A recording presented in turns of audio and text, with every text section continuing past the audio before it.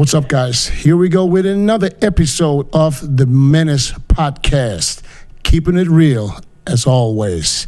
And I'm so happy to announce my very special guest today. And of course, he is not only my favorite bodybuilder of all time when it comes to physique, he is also one of my idols. So let's welcome the man, the Sultan of Symmetry, Mr. Flex Sean Wheeler.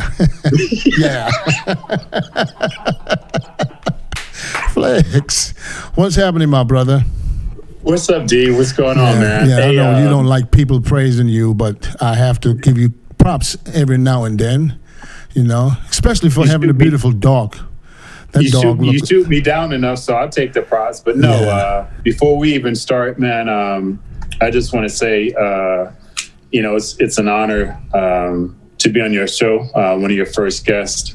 Man, I'm really getting tired of you talking about how I dissed you on stage a billion years ago, Sam Shizer, but, on the serious side, it's amazing. It's amazing, the friendship and the brotherhood that we built, traveling all over the world, man. And, you're one of the very first people who came to visit me when I was in the hospital going through my problems and stuff. So, man, you like family to me. So anything I could ever do for you, consider it done. I appreciate that, my brother, so much. So that's why I don't even want to wait too long. I want to get into a few things.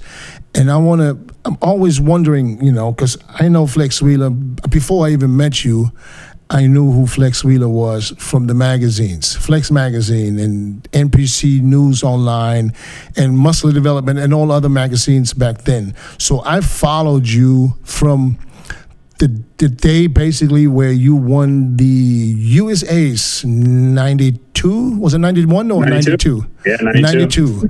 And I remember you went straight to the Ironman in 93, you won that, and you went to the Arnold Classic, your first Arnold Classic, 1993. And this is what I want to say. For me, 1993 Flex Wheeler on the Arnold Classic stage, because you also did the Olympia. That was, for me, a physique that I don't think anybody will ever bring that physique back on stage. I don't even want to ask you anything right now, because here's what I want to do. I want to get to that later. Copy that. I want to talk about something, Flex, before bodybuilding. I mean, a lot of people do know that you were into martial arts. That was your first sport? Yeah, my first love still is, man. Yeah, so, and I kind of got that. So, but what made you, first of all, how good were you in martial arts? My first time starting martial arts, man, I was 11 years old. 9 years old. So you were 9 years old when you walked into an academy and said, I want to do whatever, taekwondo or karate, kickboxing. What was it? So it was a recreational center that was in my neighborhood. You can go up there, play pool, swim, and stuff like that for free for low-income people. And every once in a while, they would open it up and have a movie there, a movie night, and they would let us come and watch movies for free. And they had the Enter of the Dragon, which is a legendary, one of the best movies in history. Yes. They played that, and that was the first time I ever seen it, man. And I just fell in love with Bruce Lee. Just Jesus Christ, man. He just struck me. And then later on, the week after that, they had a sign up for free martial arts. Robert Stevenson was my first sensei. And that's how I got into martial arts, is because it was giving it away free at the recreational center. So I was 9 years old. 9 years old. So you were probably, because I saw a few videos of you later after you started bodybuilding and you went back to do a little bit of martial arts. And I saw you doing something at the Arnold Classic. And I was like, this dude had some legs on him. I mean, he was kicking and throwing kicks from all over the place. So now, were you just as talented doing martial arts as bodybuilding? What would you say? So when I got into bodybuilding and I made it, I went to California, and I think one of you was saying I turned pro as a bodybuilder. We did a video, and I wasn't there for the interview because I didn't want to be in front of Ty when he talked. And he said point blank, as great as a bodybuilder as Flex is, he was 10 times better as a fighter. It's just as easy as things as you guys think I improved as a bodybuilder. I was 10 times better than that as a fighter, because it's, bodybuilding is still subjective, right? It's very subjective. You can think or feel that another person, or like that person, or connect to that person and think they're better. You just might be feeling that person more. But if I stand there and I do a flying side kick or a spinning hook kick and I knock you to F out, there's no argument about that. So it's somewhat different and being able to exploit someone when you're standing in front of them and you can punish them. So, to answer your question now, bro, I mean, I wish that UFC and all that was back in my time, because I just about to get to that. So you loved fighting. So if the UFC would have been around, would you have been that kind of guy that said, I go in the cage, I want to know? In the ring, and honestly, when you get rocked, you're in the middle of it. You don't feel what everybody else is seeing, right? Because I remember one time there was a video, just one guy did a axe kick. And all I remember is, so an axe kick, it comes straight up and it hammers down, right? Mm-hmm. So all I remember is crumbling and my neck going like that, and I felt the crack. That's all I knew. I didn't know what technique he threw, and I knew it kind of hurt a little bit. Later on in the video, I was like, God dang, So you probably followed kickboxing too. Yeah, I did kickboxing also, but I love that, man. Yeah. All right, so your martial arts teacher got you into bodybuilding. Yeah, so I was competing already, but I quit. And because it was just too expensive, I quit and everything like that. It was because of him that I got back and competed in the California and actually won. He basically financed me because I didn't have money to eat. So he would go to the store once a week and buy, we would go 5 times, 5 times how many days? Because I would eat 5 times a day, a can of tuna. So he would buy me X amount of cans. X amount of can of tunas a day for a week. One handful of sourdough French bread and a Gatorade was my meal. Believe it or not, I still travel with the tuna cans. Even at the Olympia, this past Olympia, I had 27 tuna cans in my suitcase. I knew I was going to be able to get some rice, but I had my tuna ready to eat. Yeah, and I back then there was no rice cookers or anything like that. So sourdough French bread, was I didn't even measure it. I just grab a handful and peel it off. Got a Gatorade and I sit there and eat it. So he financed me to be able to compete in the Cal, and so I won the California championship in bodybuilding. How long did you train for that? Oh, I trained every day. I trained as hard as I could. Just bodybuilding.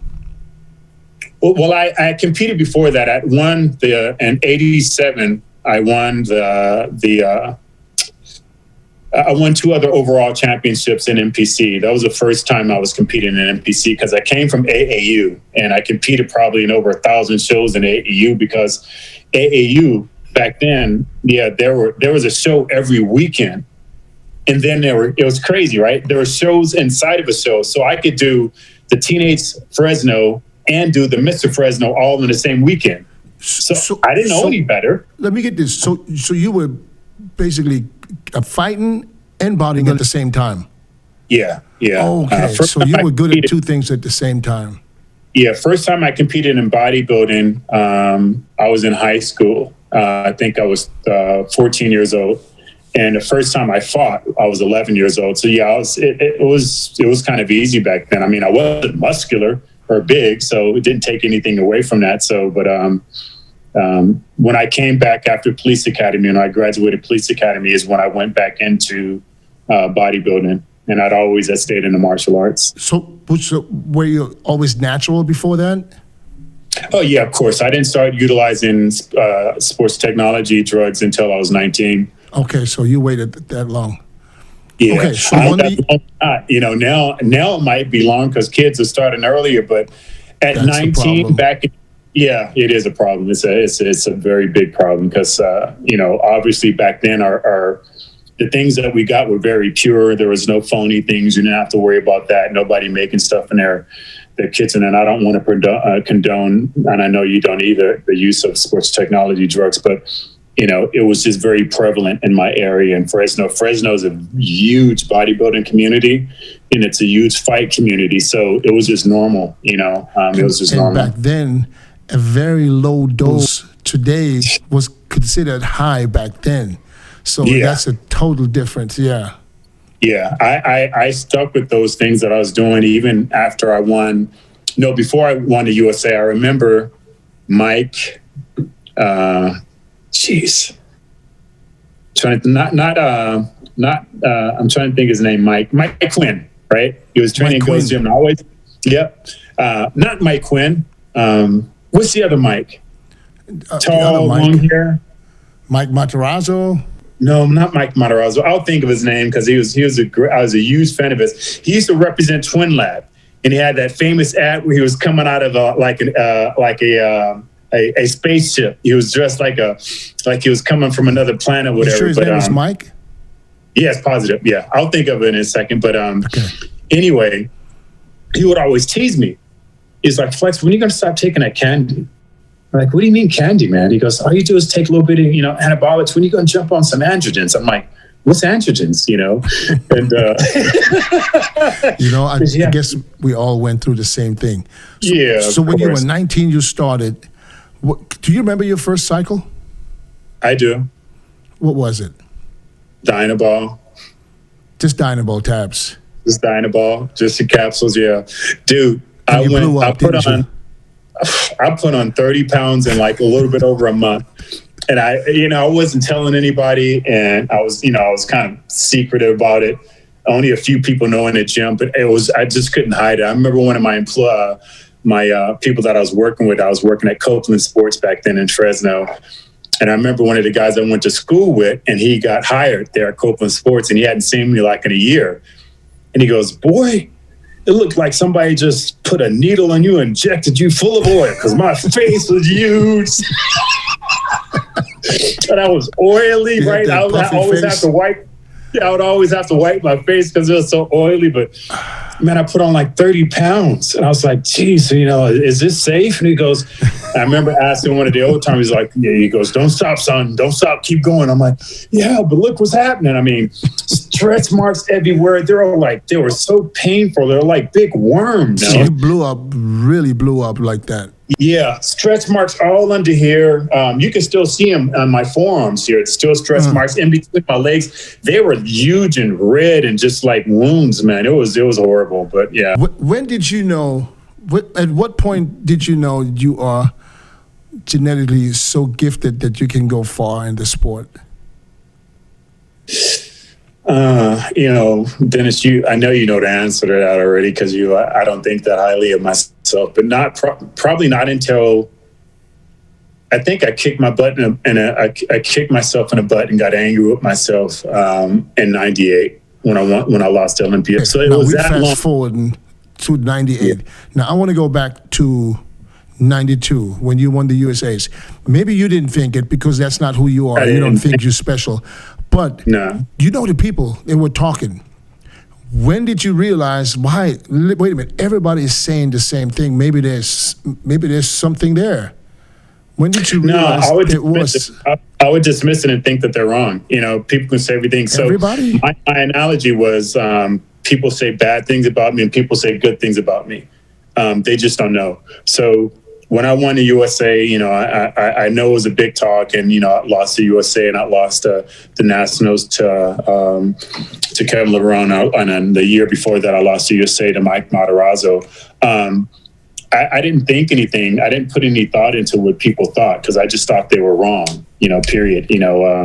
Even times when I went on stage and I considered, people considered me very arrogant and full of myself. It was a facade because I didn't believe in myself. So I would go on stage and walk on like, yeah, let's go. But I'd really be talking to myself like, come on, don't F up. And when I would do antics on stage, like tap somebody else or put my arm around it, I guess it would come across as arrogant. But to me, I thought I was transitioning the spotlight to them because I didn't want people to look at me. So I was really backwards. When I got called out first, I would be embarrassed because I'm like, I don't belong here. But I didn't want to show that to everybody. So I would grin and go like this, yeah. And I'm like, this is what I would be doing. Yeah, let's go. And I'd be like, God dang, I'm going to get my ass kicked. They're about to find out I'm a Fugazi. I'm serious.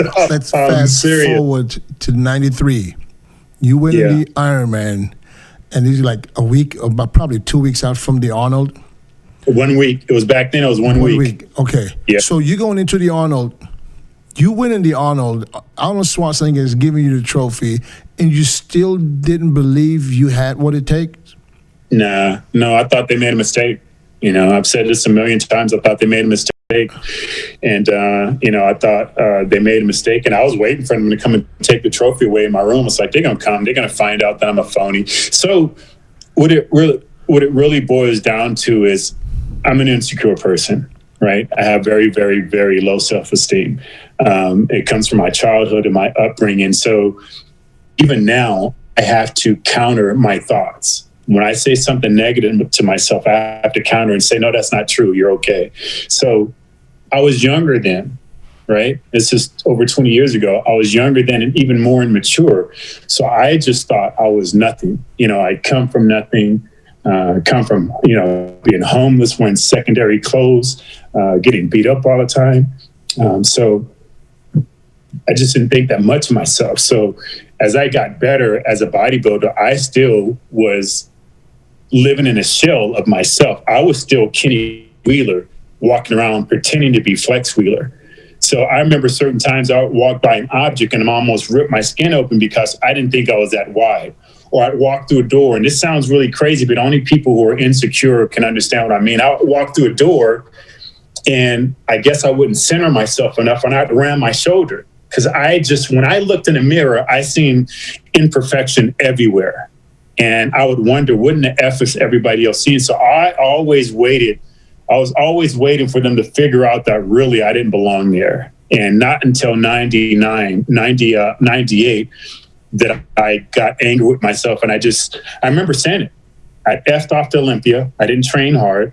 I was backstage landing, and because remember they used to put us in rooms and everything back then. Mm-hmm. And there were some other competitors in the room with me, and they were talking about how well they're going to do. And I remember laying on my back and asking myself, why in the F can they believe in themselves and I can't? And I knew I was better than them only because I had beaten them before. So it was, I didn't think I was better than them as a person, but I outranked them. And I'm like, how is it that these guys can believe in themselves and I couldn't? And I just made a promise to myself at that moment, like, dude, believe in yourself, go out. I'm like, you F this Olympia off, but man, I'm gonna go out there and fight like, I've never fought in my life. At that point in time is the only time I ever thought I was worth or valued something. It was basically because everybody else believed in me so much that I started believing in myself. Joe Weider's Olympia here in Orlando, Florida. A little bit strange coming out of Las Vegas for all of those years. Good evening, and welcome to the event that nearly never happened.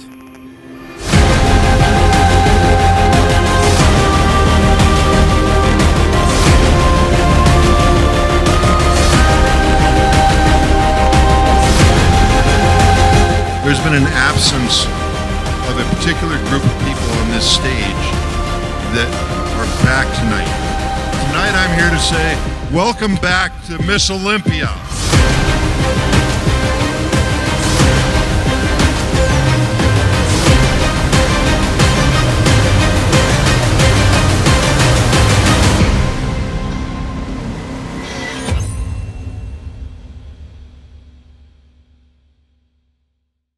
This is crazy just to listen to you say that, because you put on the best game face I've ever seen in my life, because seeing a Flex Wheeler from 92 all the way up till the end of your career, you looked confident, cocky, and it looked to me like you knew exactly what was happening. I mean, I remember you at a time, I don't remember the exact year, but you signed, it was $175,000 contract. Biochem.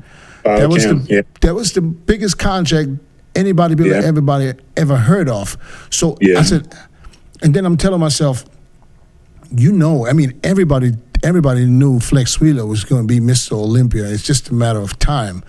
It never happened, but everybody was talking about it. So how did you take listening to people telling you it's your turn, and especially in '98 because Dorian retired, so it was a vacant title, and everybody was just talking about Flex Wheeler. Nobody else.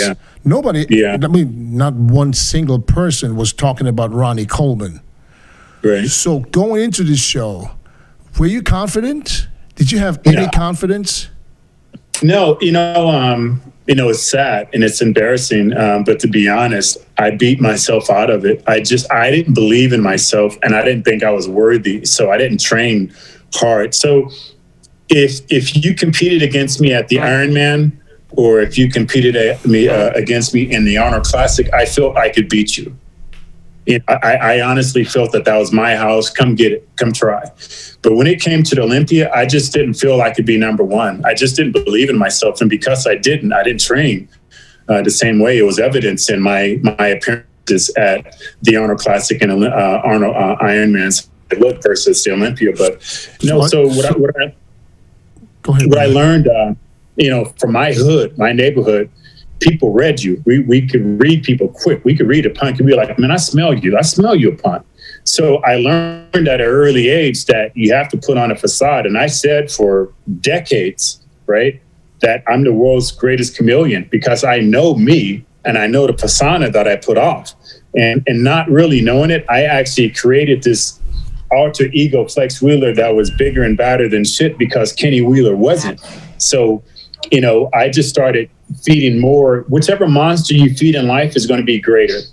So I just started feeding more into the monster of Flex Wheeler and Kenny Wheeler. And, eventually I started believing my own lies, like anyone do. You know what I mean? But hear what I said. I started believing my own lies. Hence, they weren't the truth. I didn't believe it. I didn't believe I was really that good. I just believed the lie that I was telling. So, no, it was all phony. My arrogance and all that, it was all a facade to hide.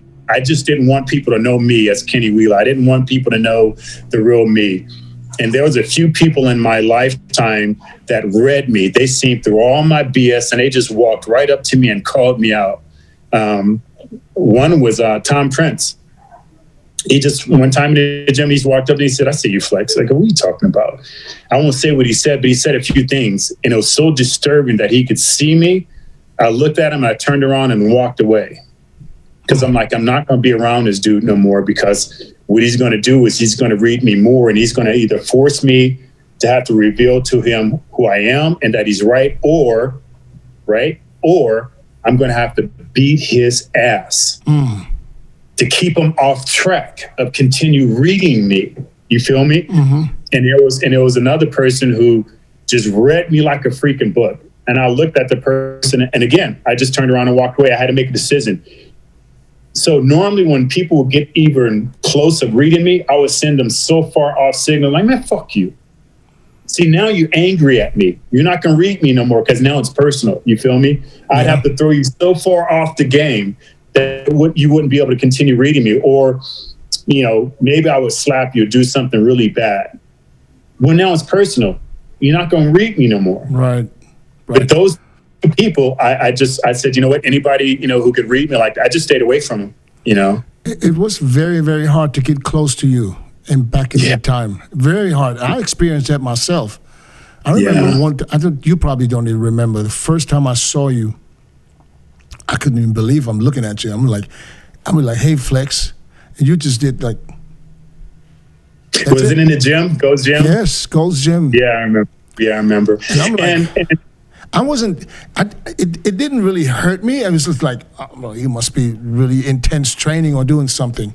Right. I didn't take it like, like some of the fans was like, oh, he's an asshole. No, I didn't take it this way, but I was like, he must be just thinking about something else. Because I'm sometimes, people tell me I can be an idiot without me knowing I'm an idiot. Yeah. No. You probably thought at that point, that's it. That's all you need to do. Yeah, even now, Dennis, and I remember, we'll get into that later, but I remember me and Victor Martinez almost got into it over that because he felt I dissed one of his boys. And then once he turned pro, I approached him. He was, I'll go ahead and tell the story. Tell the story. Yeah, I'll go ahead and tell it because it's interesting. It's very interesting because Victor was still an amateur. And I guess I met some of his friends at the Nationals or something. And I don't know how I responded to him, but if I don't know you that well, how am I supposed to act? I'm different now. I'm more engaging. But back then I wasn't, right? I don't know you. And plus, back then I always had a street mentality. Don't invade my space. Because, when you're on the street and someone walk up to you, they invade your space, you're about to get hit or stabbed, right? You're about to get jumped. So I was really weird with that, with people walking up and wanting to shake my hand, because that's another thing that's a trick that we did on the street. We walk up and we shake your hand. Well, your right hand is blocked now because I'm holding it while I'm hitting you with this one. You know what I mean? So I always would think these things combatively, and I didn't like people walking in my space or speaking to me because, again, if I walk to you, what's up? What's up with you? Your brain is occupied on answering me as I'm launching rockets at your face. So a tenth of a second of reaction time, I'm already hitting you a couple of times. So we used to do that all the time on the street. Hey man, what's up? Nothing. We turn back. Their mind is gone blank now because what are we doing? But we're looking back to go like that, right? So every time I met people, I'm thinking that. Yeah, but people are not like that. You gotta remember, everybody's a street person. I don't know that. I come from the street of a small neighborhood. I don't know that. I don't know. Anyway, did your kids and your wife, did they know that's who you are, or that you put on a facade outside? Well, did they know the real you? Yeah, of course they did. Yeah, of course they did, 100%. Because they were. I mean, they were with me. They would ask, let me see what you look like, and I'd cuss them out. No, why? No, because I'd be too embarrassed. I'm like, I'm not going to let you see what I look like. I look like shit, But anyway, so Victor put in a magazine, I'm a real punk of a guy, because he thought I dissed his boys. We didn't see each other, and he had turned pro, and it was like maybe a year or two later, and we were at the Ironman in California, and I was with Rico, and I was in a transitional phase of being an aggressive person, right? Because if it was before then, I would have walked up and just start laying into him, because the rule of the street is, if you talk about somebody, don't expect for them to walk up and say, hey, man, what's going on? Expect for them to walk up and start throwing hammers. You should be aware already. So I said, Rico, come with me, make sure I monitor myself right, because I don't want to go off. I don't want to be he said, all right. So I start walking toward Victor, and he looked up at me, and he looked back down, and he looked up again, and he started to take his bag off. I'm like, God dang it, we about to get it in, because we're reading each other already. Me and Victor are from the street. Mm-hmm. And he looked down and he looked back up at me as I'm walking, and he kept the strap on. I'm like, okay. So that changed my mentality of having to be so aggressive. And I said, Victor, man, can I holler at you for a second privately? And as I said that, I thought about like, God dang, he might be thinking I'm trying to take him away from everybody so I can get into it. So he said, sure, Flex. So I'm like, okay, so that helped me lower my mentality even more. So I just said, hey, man, listen, I'm sorry, man. I don't know who your boy is. One, he goes, you know what, Flex, man, forget about it. He goes, I know what you mean now. I meet so many people. I don't know them. I don't remember. He goes, so forget about it. So from that point on, me and Victor were like this. Later on, I was in New York, and I found out how much power Victor had in New York, right? I mean, we walked into every club, no money, walked in, Victor, come have a seat. And I remember looking at him like, God dang, Vic. He's like, when I go, man, if I would have wore you out in California, I wouldn't get out of New York right now. He goes, oh, man. But it's true, right? I would never visit been forever in the Big Apple. I wouldn't have been able to visit New York after wearing Victor out in California. I mean, So anyway, that was my mentality. So when I remember the time that I met you, and I knew you already had beat my boy, right? So I had a little bit of something against you, but also I admired you. I'll tell you how to let you know I admired you is. You admired me? I thought, yeah. For what? Because you were freaking shredded, man. I mean, come on. I mean, what game got to recognize game. So here's to let you know how much I admired you. Still to this day, one of my most favorite ads that I've ever seen is your ass down in a 3-point position, getting ready to race a Viper. Yeah, my first ever photo shoot. I remember it, and that was my favorite to this day, man. You were shredded and everything. So I remember. So that was just me in the gym. I was just really intense. I remember it was a brother there. He didn't compete in anything. He was probably about 6'5", muscular, just street, right? I don't know what he did for a living. We would always see each other, and he was very intimidating to me, right? Because I always, no matter what, even now, I look at a person and I match up, what would it be like if we had to get into it? What would I do first, this, that, and other? So certain people, I just don't want to have to get it in with, right? Because this is going to be an interesting situation, right? And I remember I was always intimidated by him, so we'd never speak. We just look at each other and kind of growl, you know? And I remember one time he finally walked up to me and he's like, Flex. I go, what's up, man? He goes, damn, man. You are one intense brother. I go, what do you mean? He goes, damn, just every time you're in the gym, you're just intense. And I'm like, I don't mean it like that. I'm just trying to get it in, man. I'm just trying to make it happen, you know? And that was the first time it dawned on me, my appearance. So from then I started trying to make jokes with people because my friends would tell me who were with me, like, damn, man, I was mean of you. I'm like, what did I do? You know, so I just started cracking jokes. Never even realized that was your personality back then. No. So I would have to always tell jokes just to throw people off. So I know exactly what you mean. So even now, sometimes me and you together, and I look at you like, God damn, D, jeez, dude, you're pretty harsh. But we don't even know. Yeah. You know what I mean? So I know. I don't. Yeah. I got. For me, I think it's the German in me. That's that little bit straightforward personality. Yeah. And but I don't mean bad. I'm not. You know, looking at people trying to mean mug them and trying to fight them. That's exactly what I don't want to do. But you're intense. But it only takes another person who's like that to recognize. So I understood that. I've been in Germany, right? I've been around. I mean, they just the way. How you doing? You know. Damn, dude, what's wrong? Nothing. I said hi. When Germans speak to each other, they sound like they're angry. I know. I hear it all the time. Fight. That's not true. But let me ask you something else. Now, your career, you had, you know, other than not winning the Olympia, you had, I would say, call it a perfect career. Okay? You were the most talked about bodybuilder. You did not win the Olympia, but you won the Arnold 5 times. I don't even know about the Ironman, how many times you won the Ironman. 5 times, Arnold, 4, yeah. 4 Arnolds, 5, yeah. So now, you ended up with some kind of kidney disease. I don't know, was that something that you had from birth, or did that develop later? They still don't know. It's FSGS, focal glomerulosclerosis, and they still don't know. They still don't know. They have no idea. When did you realize you had problems with your kidneys? At what point in your career? 99. Yeah. So what did doctors tell you? So what happened was I competed in the Arnold Classic, and from 98, I can say probably from like 97 to 99, I would rebound almost 30 pounds overnight, sometimes almost 40 pounds overnight.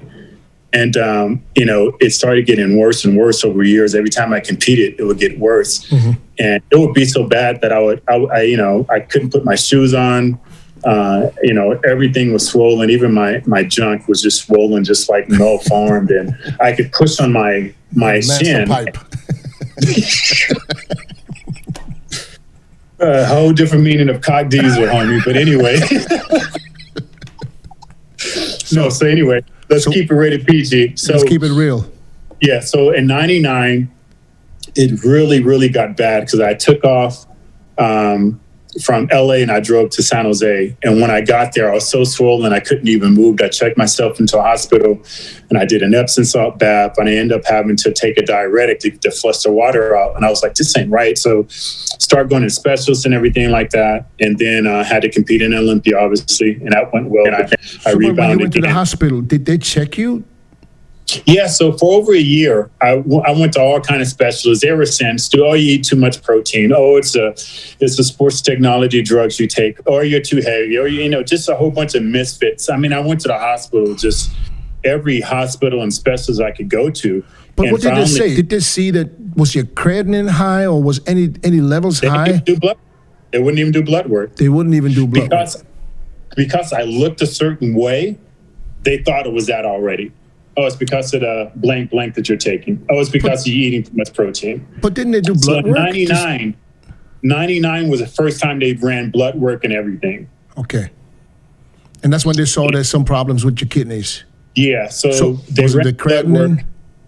work. They ran blood work, and my creatinine was a little high at the time. In hindsight, knowing now, they suspected what it was, but at the time it was so rare that they just couldn't believe that it was another case. And they asked to do a lymph node biopsy, and I said no, because it just sounded very intrusive. I didn't want to get cut on. I kept swelling up, and I went back, and they said, "Well, can we do some other type of, tissue?" And I said, "Yeah." I don't know why. I just said, yeah. I almost died from it because I got a staph infection from it. And they had to scrape, like, from my buttocks all the way down my leg and everything. They had to scrape all the infection out. And when I woke up, they told me that I almost died from a staph infection. I'm like, Jesus. Actually, it was a lymph node biopsy. Did they do it? I allowed them to do it. They wanted to do a kidney biopsy, and I said no to that the first time. So from the lymph node biopsy, they said, "Now, you think you might want to let us do this kidney biopsy to see what's going on?" I'm like, "Yeah, whatever you need." So they did a kidney biopsy, and it was in 2000 when they finally came back with results, because they just wanted to make sure, because it was just so rare back then. And they called me in, and they told me in 2000 what was going down. So you knew you had some kind of kidney disease.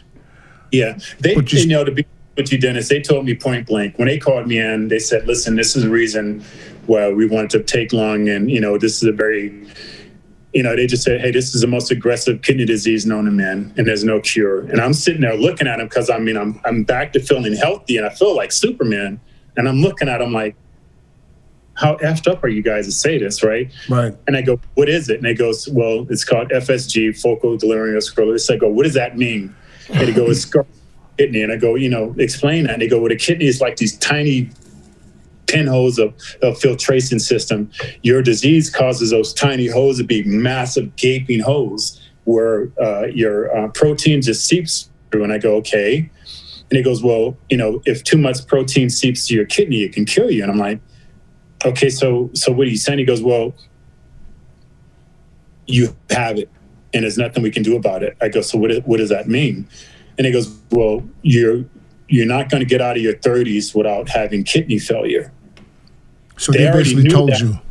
Yeah, they already knew that from other histories, and they said you're not going to get out of your 30s without having kidneys failure, and you won't make it out of your 40s unless you have a kidney transplant.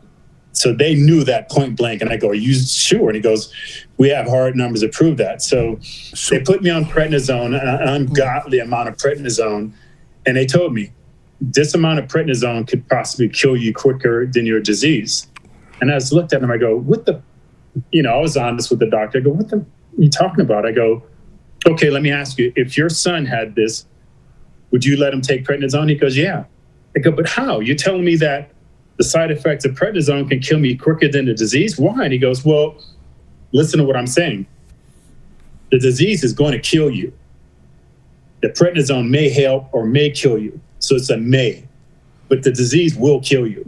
So you got no choice. So I went on a prednisone for 2 days. And the second day, you remember the movie Nutty Professor? Yes. Right? I woke up the next day looking like that. From the prednisone. Prednisone. Yeah. Went back to the doctor, emergency room and all that. And he goes, "What the hell's going on?"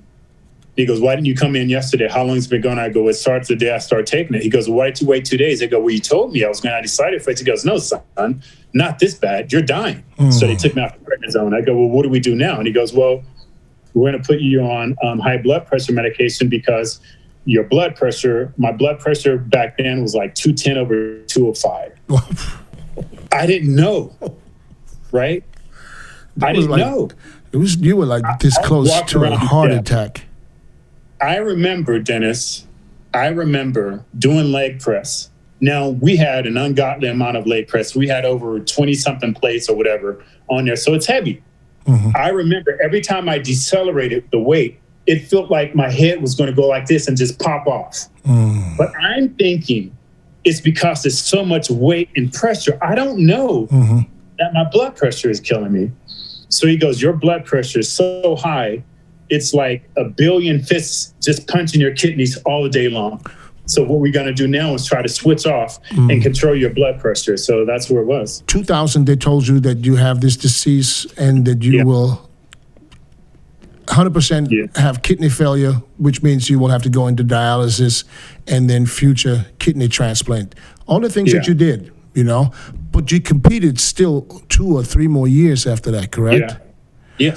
I mean, could you believe that though? I mean, when the doctors tell me, if the doctors tell me that I have a disease that's going to kill me, would I believe that? I think so. Well, I can say you can probably answer that now, but no, I tell you the truth.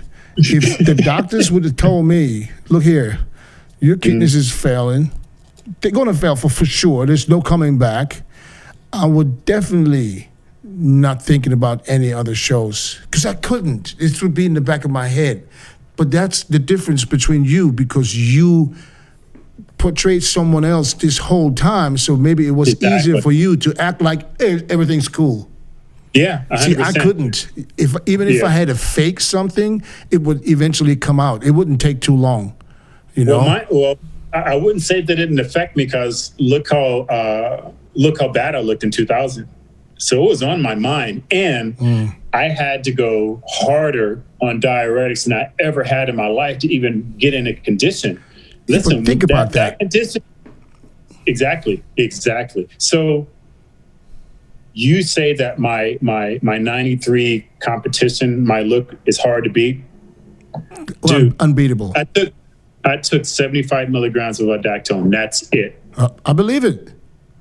And that's how dry and hard I was. So I'm taking some crazy things in 2000, and I can't even get close to that. So I knew my kidneys were bothering me. I also knew that's why I had to watch. So now I'm back playing things. Damn it. That's why I'm freaking sometimes like I can nail it at the Arnold or the Ironman later on the year. And Olympia, it's harder for me because my kidneys are taxed because of what I just did early in the year. It made sense. But then you would come back a couple of months later and be okay again. Because I would come off everything. So that's, the good and bad thing. That's a resilience of how resilient our body is if we give it a break.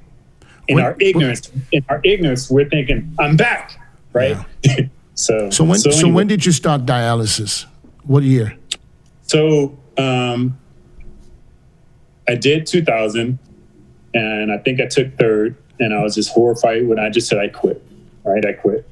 I know, taking third in Olympia, you quit, right? How stupid is that, right? But so I quit. I wish I would have got third. Shut up.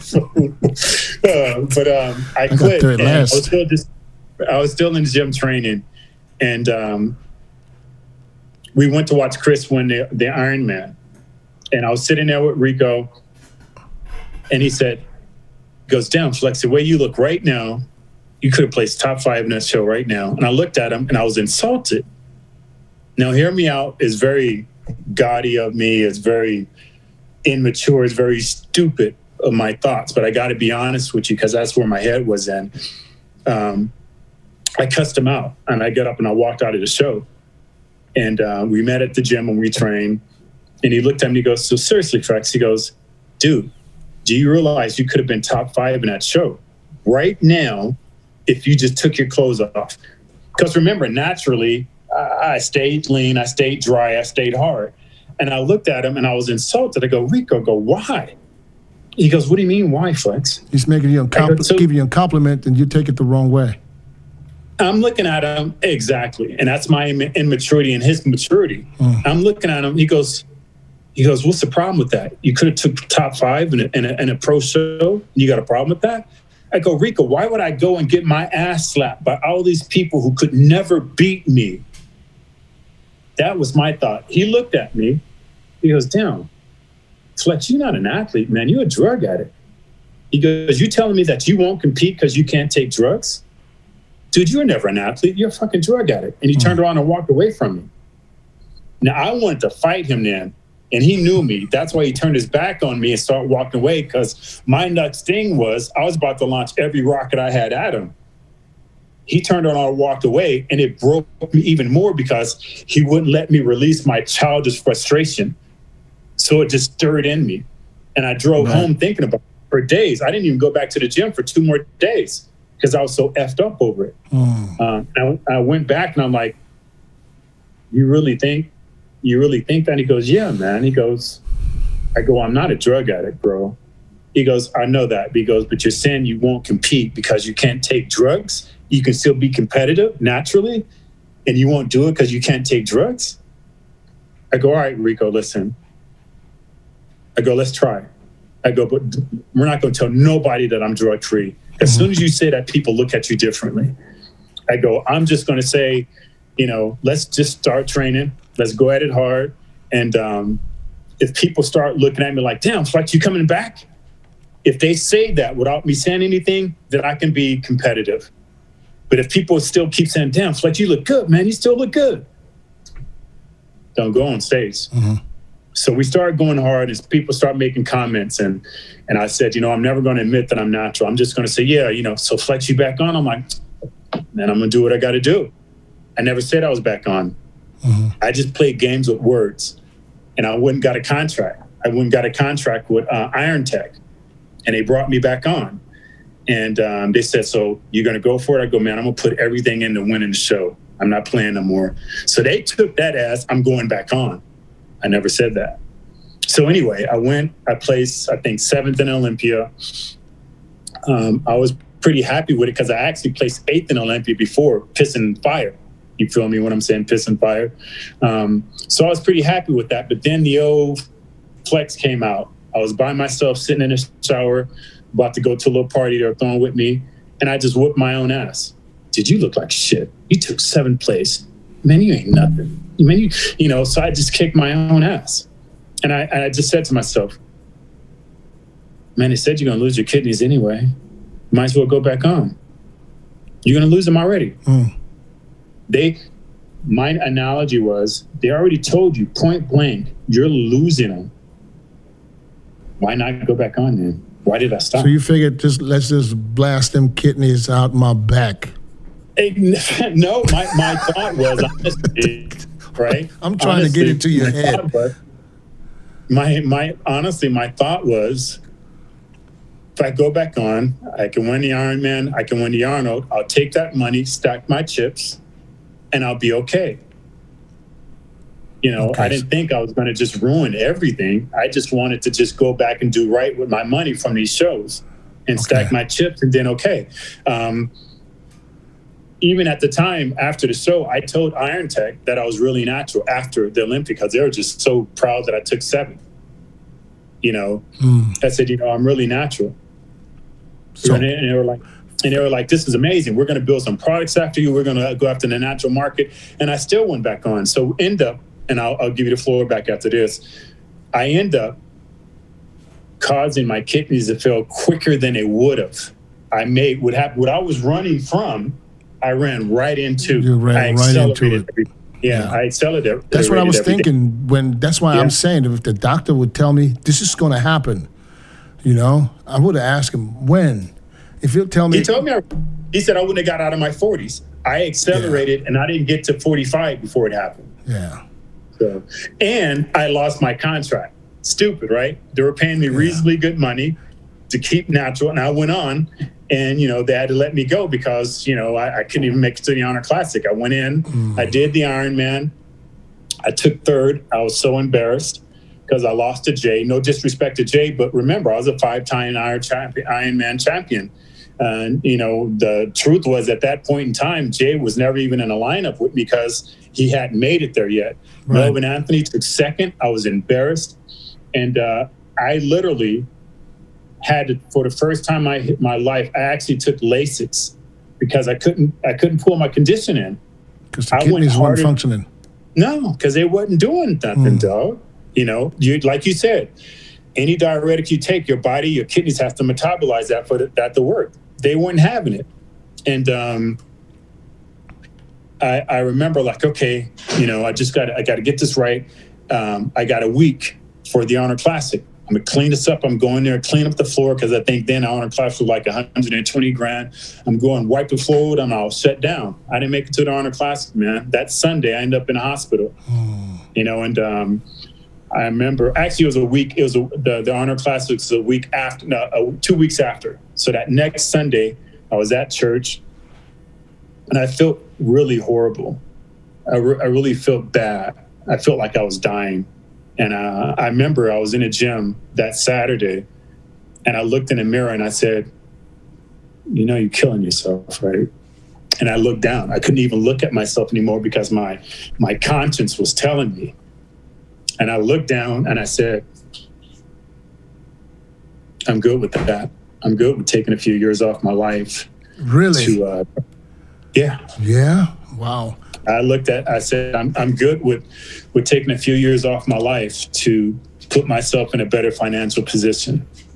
Okay. I got to do this for my family. I got to do this for my kids. Gotcha. So now you get hit with dialysis now. So Sunday, I just knew. I started shaking. We had just got back home from church, and I couldn't get out of the car. I was just started shaking. And I experienced that before is when I went and messed my electrolytes up from diuretics. That's happened to me after shows before. I start shaking, put down, the electrolyte water and all this stuff, and you got to get your electrolytes back. So I sat in the car and I'm just crying. I'm a big crybaby. I'm crying, and I'm thinking, one of my pills, did I accidentally take a diuretic or something? Because I'm feeling this. And I try to stand up and I can't even get up. So they jump back in the car and they rush me to the emergency room. I can't even get into a wheelchair, so they bring a gurney out to get me. And you know me, I crack jokes when I'm uncomfortable. So the more I felt bad, the worse my jokes were. And I remember they started running all these tests. They IV'd me, start running all these tests and everything. They didn't know what the hell was going on.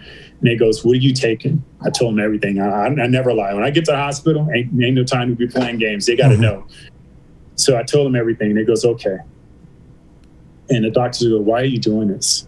I go, what do you mean? This is not the same hospital you went to where you were told what's going to happen. So they didn't even know. I went to a separate hospital, a different hospital. Yeah, because it was closer to me. I had to get rushed there. I didn't know if I was going to make it. Right. My hospital that I had all my tests done and everything was Cedars-Sinai. I was living farther out in LA, so I went to the nearest hospital. Gotcha. So the doctor came back. He goes, we're running tests. He goes, but why are you doing this? The drugs you're telling me you're taking, they're not healthy. And I looked at him, and I'm just staring at him. I go, this is how I make my money, man. And he goes, yeah. And I go, listen, I got plenty of friends that are doctors. I know what you guys take. And you guys got to do those 24-hour on-calls. No, I'm being real with him. Yeah. Right? I know. And I said, I know what you guys take. And he looked at me and he goes, I'm going to shut up. What do you want from me? Shut up and fix me. Respectfully, though, because I then helped him to understand sometimes you have to do what you have to do to make a living. I got you. And he respected that on a personal ground. And he goes, okay, what do you want from me? I go, I need you to patch me up. Ready? Yeah, so fix this. I got the Honor. I didn't know how bad it was. I said, I got the Honor Classic next weekend, man. Oh, he still tried to make it. He goes, all right, I'll get you ready for the Honor Classic. Wait and get the results back. So about an hour later, he comes back and he's just staring at me. He said, there's no Arnold Classic. He's just staring at me. And in hindsight, he's staring at me because he doesn't understand why I'm still alive. And he goes, how do you feel right now? I go, I feel great, man. I don't even know why I'm here. I'm telling jokes, right? And he goes, no, seriously, Flex, how do you feel right now? I don't even know how you walked in here. I looked at him. You should have said I didn't. I did. That's exactly what I said.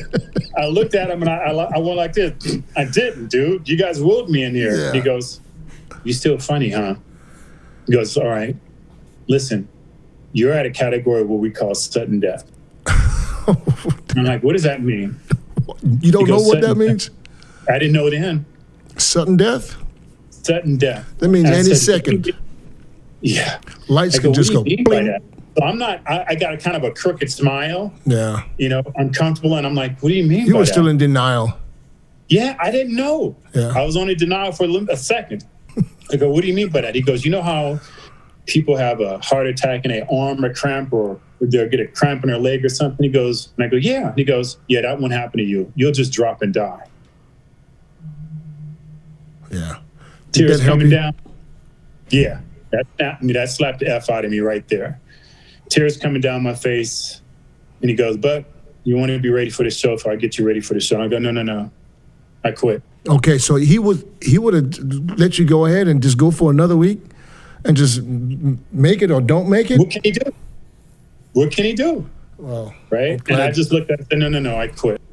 He goes, you quitting at what, Flex? I go, I quit. He goes, I get it. You're going to quit after the honor. I go, no. I go, I quit now. I quit. He goes, well, that's good news. He goes, but you're still at sudden death. I'm not even going to talk to you anymore. A team is on its way in right now because we don't even know if you're going to make it the next minute. So we're going to go in and we're going to dialyze you. And go, where? He goes, we're going to go into the biggest artery that we can get into. So they went into my groin area, that artery, I forgot what it's called. And they dialyzed me for 24 hours to try to get me out of that category. And I go, well, why is it so dangerous? He goes, listen, you're leaking 16 grams of protein and your creatinine level is at 17. Oh. He goes, you're basically dead already. And we're talking to somebody that... I don't know what 16 grams of protein means, but I understand creatinine of 17. That's crazy. Yeah. That's crazy. What was the highest before that? That was the highest ever. But what was before in the blood works that you did before, prior, knowing that your kidneys are bad? When in 99 when they ran those tests, I don't remember. I don't remember. Okay. But I have reason to believe they weren't that high, or else they would have done emergency dialysis then, right? From my understanding, and I'm not close to being a doctor or I know anything, but from my understanding is dialysis, they start like 9 or 10. Mm-hmm. That's when people go on dialysis. That's why 17. You're past that.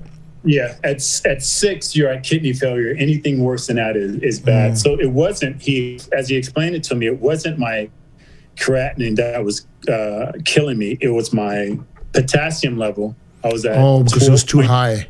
I was at 12.13. Wait a minute. Wait.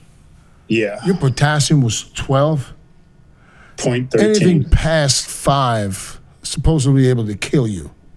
Yeah. How'd you get to 12? And that's what he said. I go, how does that happen? And mind you, no, I'm sorry. Back up. I think 12, you would have been dead. This was no. It was 12.13. And remember, when I did the Olympia, in 2002, I went in natural. So I said, how, doc? I didn't take no drugs. I didn't even take diuretics. High blood pressure. I didn't even take any fat burners. And he said, listen, your potassium, tomatoes, orange juice, all of that is extremely high in potassium. And as soon as he said those 3 things, I was like... Potatoes.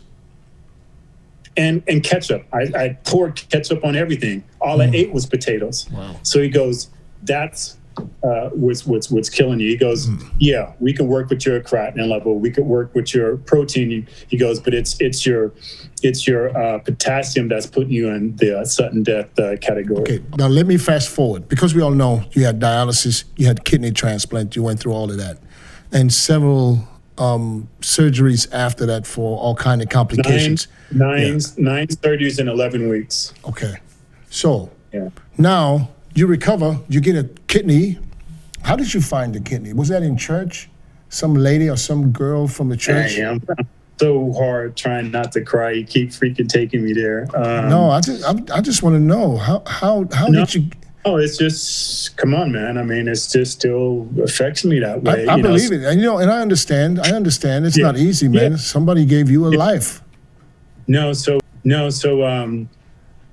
it was Rico. Me and Rico were similar in a lot of ways. And Rico gave you the kidney. No.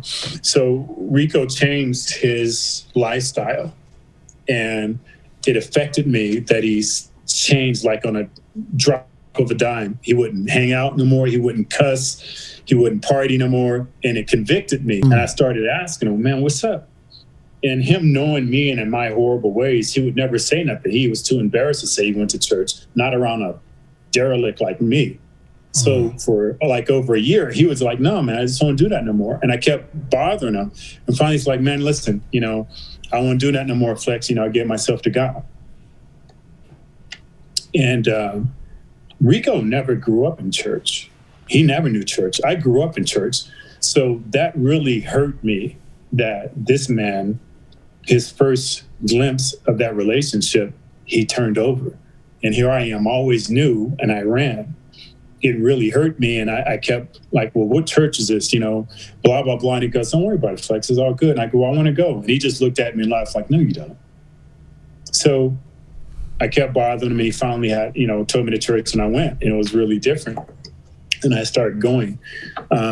So when I say Rico, it was Rico because I had competed in the Olympia, and a lot of the church members came because they knew I was competing naturally. They wanted to support me and everything.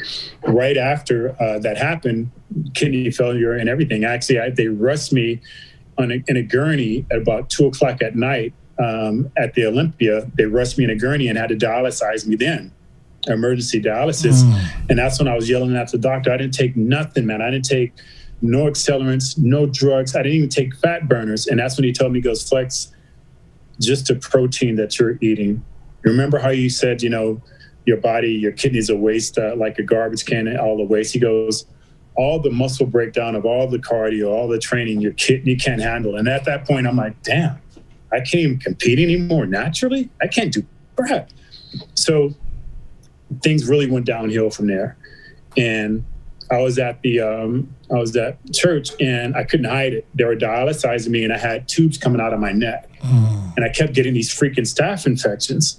So one time I go to church, tubes are in this side of my neck. Next time I go to church, tubes are on this side. Next time, tubes are out of my right pec, out of my left pec. And finally, because, they knew who I was as a competitor and what I've done, so I can't hide. I'm not like just anyone there.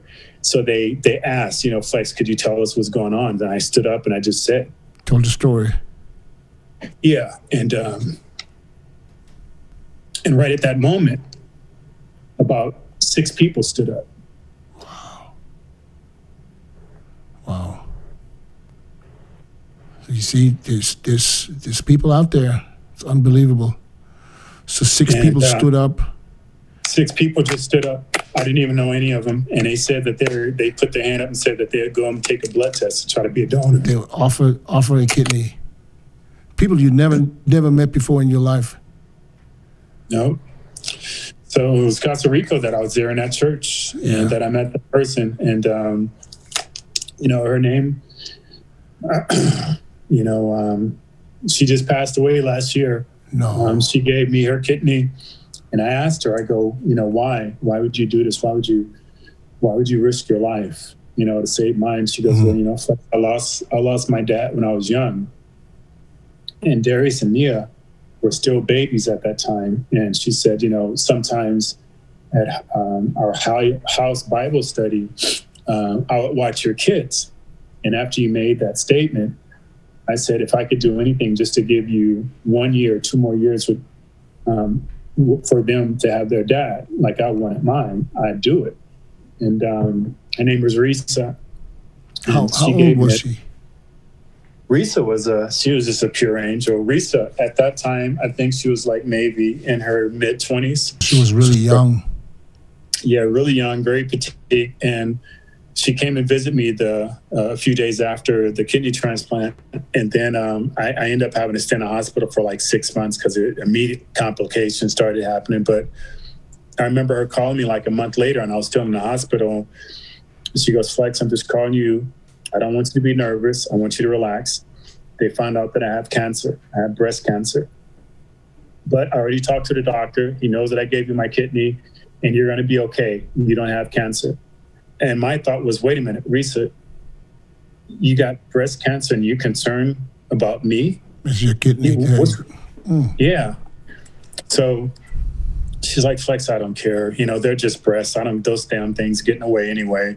They're just going to cut them off. I don't care. So she lost her life, her 16-year fight to breast cancer last year. She died off of breast cancer? Wow. Wow. Yeah. So you survived with the kidney, and it's been, damn, how long have you had that kidney transplant now? 2003, so I think that puts me at 17, 18 years. 17, it was... 2003? Yeah, so it's 18 years, going on 18 years. It's 18 years and in June. 18 years in June. I remember you told me one time that usually kidney transplants only last for a certain time. 7 years. How many? The average is 7 years. 7 years is average, and you're already there with 18 years. Wow. 17 years average, and with this disease, it's even shorter than that. I've talked to parents of patients, and one of the problems for me when I came out and told this is, how do you explain to people that you have kidney failure and you're known to take harsh drugs that damage your kidney? They think you're lying, right? Immediately, so it was really difficult for me to go public and talk about that because I knew people thought I was going to be lying. One of my things is I wish, even to this date, I wish it was because of my utilization of sports enhancers. Because if that was the case, I wouldn't have to worry about my kids or their kids or their kids, because it will get one of them. It will go down my generation. Gotcha. So I take that on my shoulders. Yeah, if I just carried it and didn't have to do, who wouldn't do that? What dad would. But so the doctors confirmed that this was because of the disease? And all the gear probably just accelerated it a little bit? Yeah, they told me then. They said, I asked them back then in 99, I said, how do you know that this isn't from what I do? And then we can tell you 100% the disease is not from what you do. I go, how can you be so sure? And they said, well, because we have patients who are 12, 13 years old, all the way up to one person who's a NBA basketball player. And I go, well, who is he? And he goes, well, we can't tell you his name because he hasn't released it publicly yet. Well, later on, a few years later, he released his name, and that's Alonzo Mourning. Oh, really? That's who had the same disease. So I've talked to parents who their child is one. I can't remember if it was a boy or girl, but they had the same disease. Went in, got a kidney transplant, and before they were released from the hospital, the disease had ravaged their new kidney, and they left on dialysis. So there's no rhyme or reason how long. I mean, here it is. In some patients, the kidney don't even last a few days. Right. And here I am on my 18th year. So it's only the man upstairs. But, we don't have to get into it. My test level shows now that, I'm probably months or years away, from having, that happen. So, but it is what it is. So the numbers are dropping? Yeah, pretty drastically. Yeah. Okay, let's fast forward. Let's fast forward to, what year was it when you made the comeback? Yeah, 2017. 2017. Yeah. There was a year after Kevin Laroni made the comeback. So, do you regret making the comeback? So it's a twofold answer. I regret making a comeback because I didn't nail it. Because you even seen pictures of me looking better, and I couldn't show it on stage. I don't regret the comeback, because the bigger reason why I'd done that is I had been through so much surgeries and setbacks. I had got enough emails and letters from hundreds of thousands of people all over the world that were suffering in some type of way. And for whatever reason, I felt I had to make a stand for them, because still, even sometimes for me, sometimes it's just hard just getting out of bed, man. Not getting through the day, but just second by second. And something just came over me, and just, if I could just inspire people who are going through life-threatening situations, whether it's, a rare disease or suicidal tendencies or low self-esteem, if I could help them, how could I? So I said, well, let me use the biggest platform I have, the biggest stage in the world.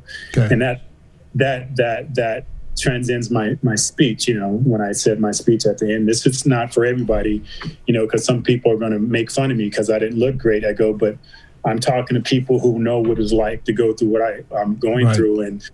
And for that, it inspired them. I get messages, but I'm still competitive. And, it still hurt that I knew I looked better. And I was actually really angry. And again, Rico came to my rescue. We were talking. I was really angry because he knew how well I looked too, because I posed for him. And he goes, why are you mad? I go, because, man, I didn't look good. And it's another, just a competitive old flex wheeler just rearing his head. And he goes, let me ask you a question, Flex. And I go, what, man? He goes, so would you have preferred to win and not affect anyone, or the place where you did and affect millions? I go, the latter. He goes, but you did that, man. So why don't you stop? Stop that. Stop being Flex. You diet down, train hard, and supplement smart for months. When the time comes to step on stage, don't leave your tan to chance. Go with the pros. Pro Tan. #1 worldwide since 1987 and the official sponsor of the Olympia for the last 15 years. Don't step on stage without it. Pro Tan.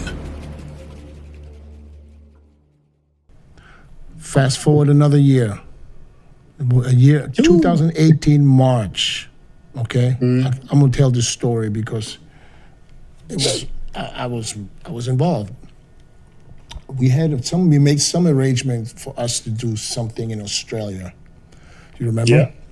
Yeah. And us, we even booked the same flights. Yeah. I flew in from Phoenix to LA, and we were supposed to meet at the LA airport in the lounge. And I remember I'm sitting in the lounge. I was like, "Where's Flex? Our flight leaves in like an hour and a half." And I'll text you, and you sent me a message. After a while, it took a little bit. You sent me a message saying, I can't make it. Doctor advised me not to fly. You had a blood clot in your leg at that time. So all was good. I understood, and I remember I left for Australia, and I was there for, I don't remember how long I was there, but I was there for quite some time and never got to talk to you. I called you the next day when I arrived. I wanted to see how you're doing. You never even answered the phone anymore because you were in the hospital, something I didn't know at that time. Yeah, I was in a coma. Tell me, or tell the people that don't really know how this all went down when you found out that you had a blood clot. And you were messing around with that blood clot for a few years, but you've been in the hospital several times, sometimes several months. So just take me through that real quick. Yeah, so even when I was getting ready for the Olympia, I couldn't train calves. So a lot of people don't know it or don't remember. In 2007, I had back surgery. I had a lot of nerve damage done in my back. I used to always get teased for not going heavy. The heaviest I could squat was 6 plates, and I can only squat 6 plates for, I think, like 6 Are you reps. talking 3 a side or 6 a side? 6 a side. That's the heaviest you could go? Yeah. That's heavy as fuck. Yeah, but not back What do you mean then. the heaviest? You act like this is nothing. You got to remember, this is Gold's Gym Venice back in the prime. You got cats, going crazy. So I used to always get teased. So that was the heaviest I could go. As a bodybuilder, that was heavy, Flex. 6 plates a side, that's heavy. Not around guys like Rico and Chris. Well, I mean, they might have only went to 8 plates or 7 plates, but they could do more. So I pushed hard on myself. So who did 8 plates? I think Chris did 7 or 8. Yeah. Chris was just Donkey Kong strong. Yeah, but for a couple of reps, but not. He wasn't training with it. I don't. Well, maybe he did. I don't know. So he was crazy too. All those years of doing that, I damaged my back really bad because I didn't understand then. But Chris' waist is a little bit bigger than mine, and all the super strong guys, their waist is way bigger than mine. So when you have a wider platform, the weight distributes over a wider area. At my heaviest weight back then, my waist never went over a 28.5. So all that compression is going down on 28 inches, and then my thighs were a little bit over 32. So there's only damage to go there. So anyway, I ended up having to have surgery. We go from a blood clot to your waist. Yeah. Let's go back to the blood clot. I had back surgery in 2007. I damaged so much nerves that I lost my left calf. My left calf stopped firing in 2007. It doesn't fire. So that's why I would always walk super slower, because I couldn't pivot off my left calf. So I would compensate hard off my right. Anyway, then I started having problems with my right calf in 2016. Just a little bit of pain, walk and stuff like that. It kept escalating. So 18, I was stretching, and I felt a really loud pop inside myself, and I got up and I couldn't walk. I was limping from there on in. I started going to all kinds of specialists, everybody you can think of. They're telling me, I went to the emergency room twice. They even put a boot on my calf. There's a picture that Keon just posted of me sitting down and him standing up back when I was training him back then. And if you look closely, you'll see it's a black boot on my leg. That's how far back I was being traumatized by that injury. They didn't know. You even went to the Arnold for the weekend and you were in bed almost the whole weekend. I remember that. Yeah. So, in hindsight, it was a blood clot. So I was supposed to, it was hurting really bad, and I couldn't even pack for the trip. And I was really angry at my doctor, who was a close friend, and I could talk to him as a close friend. So I was really angry. I was cussing like, this is BS. I've been an elite athlete all my life, man. This ain't no freaking terror. This is BS. You guys got to do something more aggressive. This is crazy, man. So he said, Flex, we've done everything. You know what? One thing we haven't tried, we haven't done an ultrasound now, MRIs, x-rays, all that. I go, let's do that. So we went in. Within 5 minutes, the lady just stopped and just stared at me. Kind of deja vu now, because she said the same thing that the doctor did when I had my kidney failure. She just stopped and just stared at me. Asking you why you're still alive. No, she just looked at me and goes, how do you feel? I go, I'm in a lot of pain. She goes, seriously? No. How do you feel? I go, I feel like shit. She goes, do you got a stent in your calf? I go, no, I have a stent in my groin area from my kidney transplant, but not in my calf. She goes, okay. So she kept doing it, and I go, can I see? She goes, sure. So she turned the monitor around, and she just stopped again, and she goes, who have you seen? I go, I've been to every freaking doctor, quack doctor. I even been to, I don't want to say for personal reasons, but it's the most high-powered hospital here in Las Vegas. They're a chain.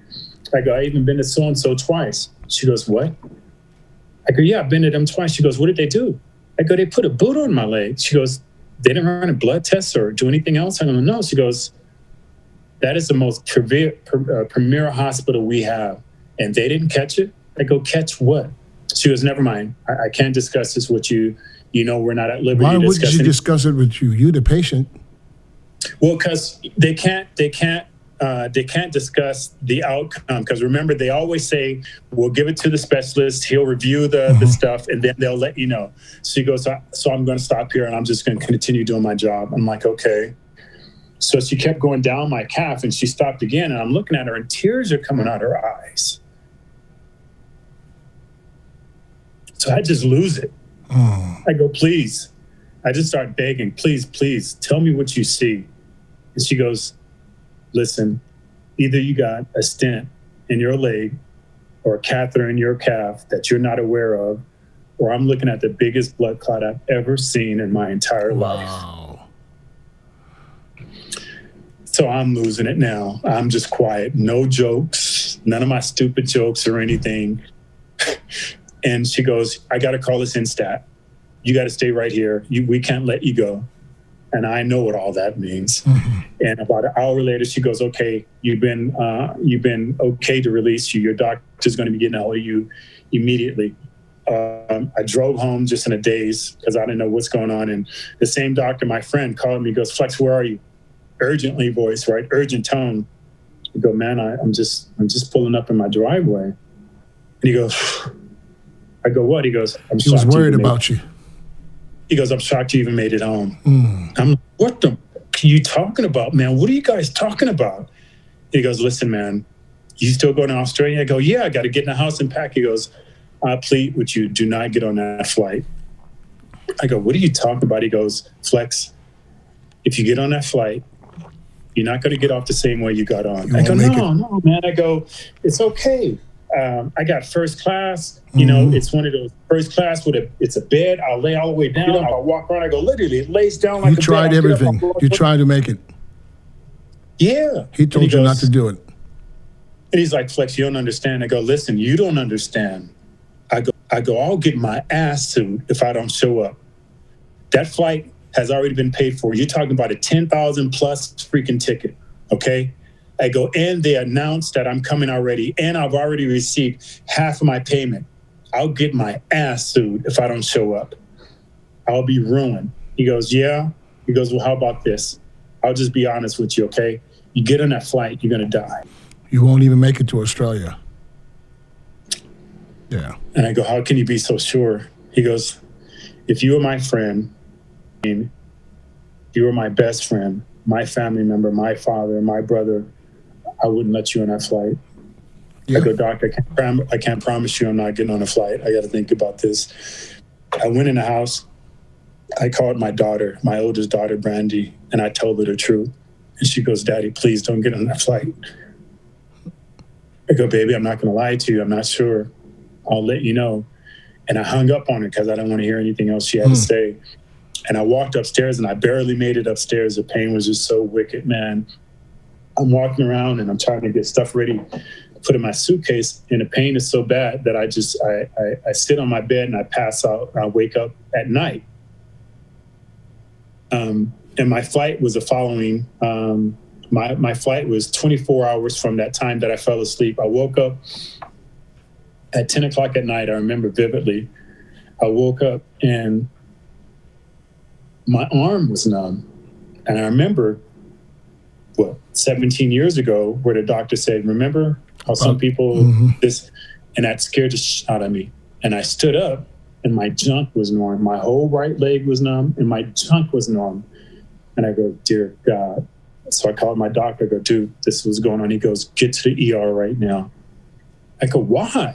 I go, those quacks, they put a boot on my leg the last time. He goes, get to the ER and tell them you got a DVT. I go, what's a DVT? And he goes, Flex, you don't understand.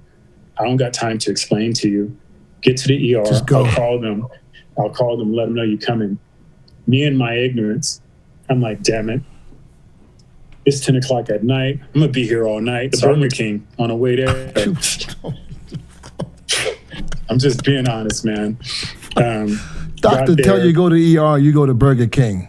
Because I'm going to be there for a He long said time. ER, not BK. So I get there, and I'm in so much pain I can't even get out of my car. And they valet park my car, and the security guard recognizes me, goes, Flex, let me get your wheelchair, man. He goes, I'm going to just wheel you all the way back so nobody sees or anything. I go, man, thank you. I appreciate it.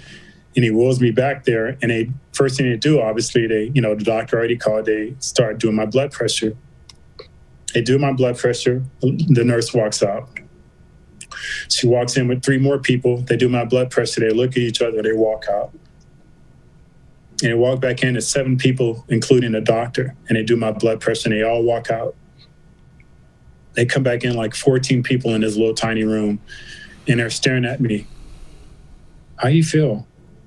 I go, what do you mean, how do I feel, man? I go, I'm sobbing because I'm in so much pain. I just quit. I'm just sobbing. I can't control it. I'm crying profusely. And I'm like, I go, just make it stop.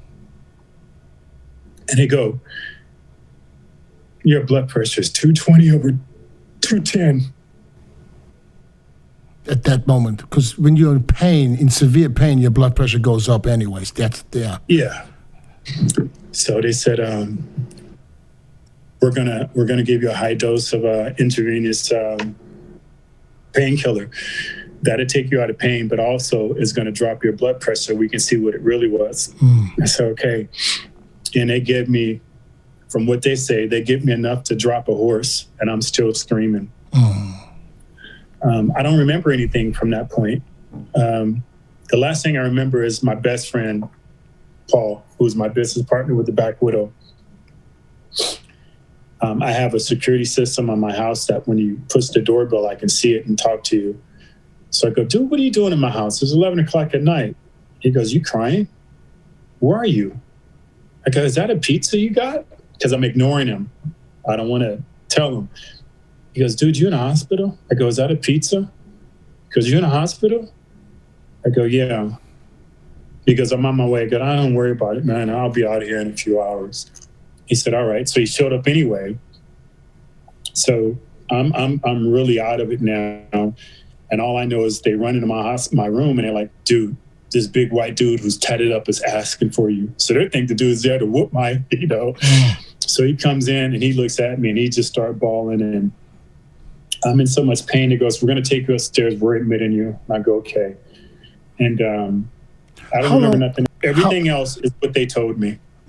How long did it take for them to basically give up on saving your leg? And how long the phase from you going into the hospital from you losing your leg, how long of a period was that?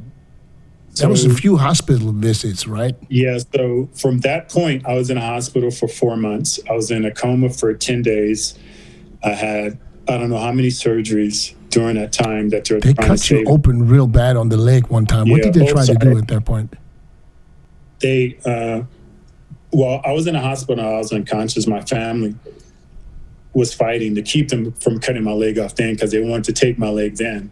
And my family members were explaining to them, you don't know Flex. If you do this to him and he wakes up, he's gonna try to hurt everyone, including us. Don't do this. And they're like, no, you don't understand. From the drugs that we've given him, his kidney has now failed.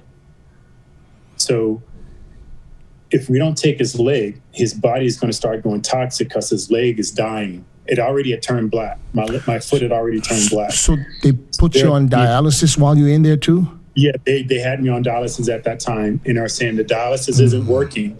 We need to take his leg because his body is getting feedback of this toxic from his leg.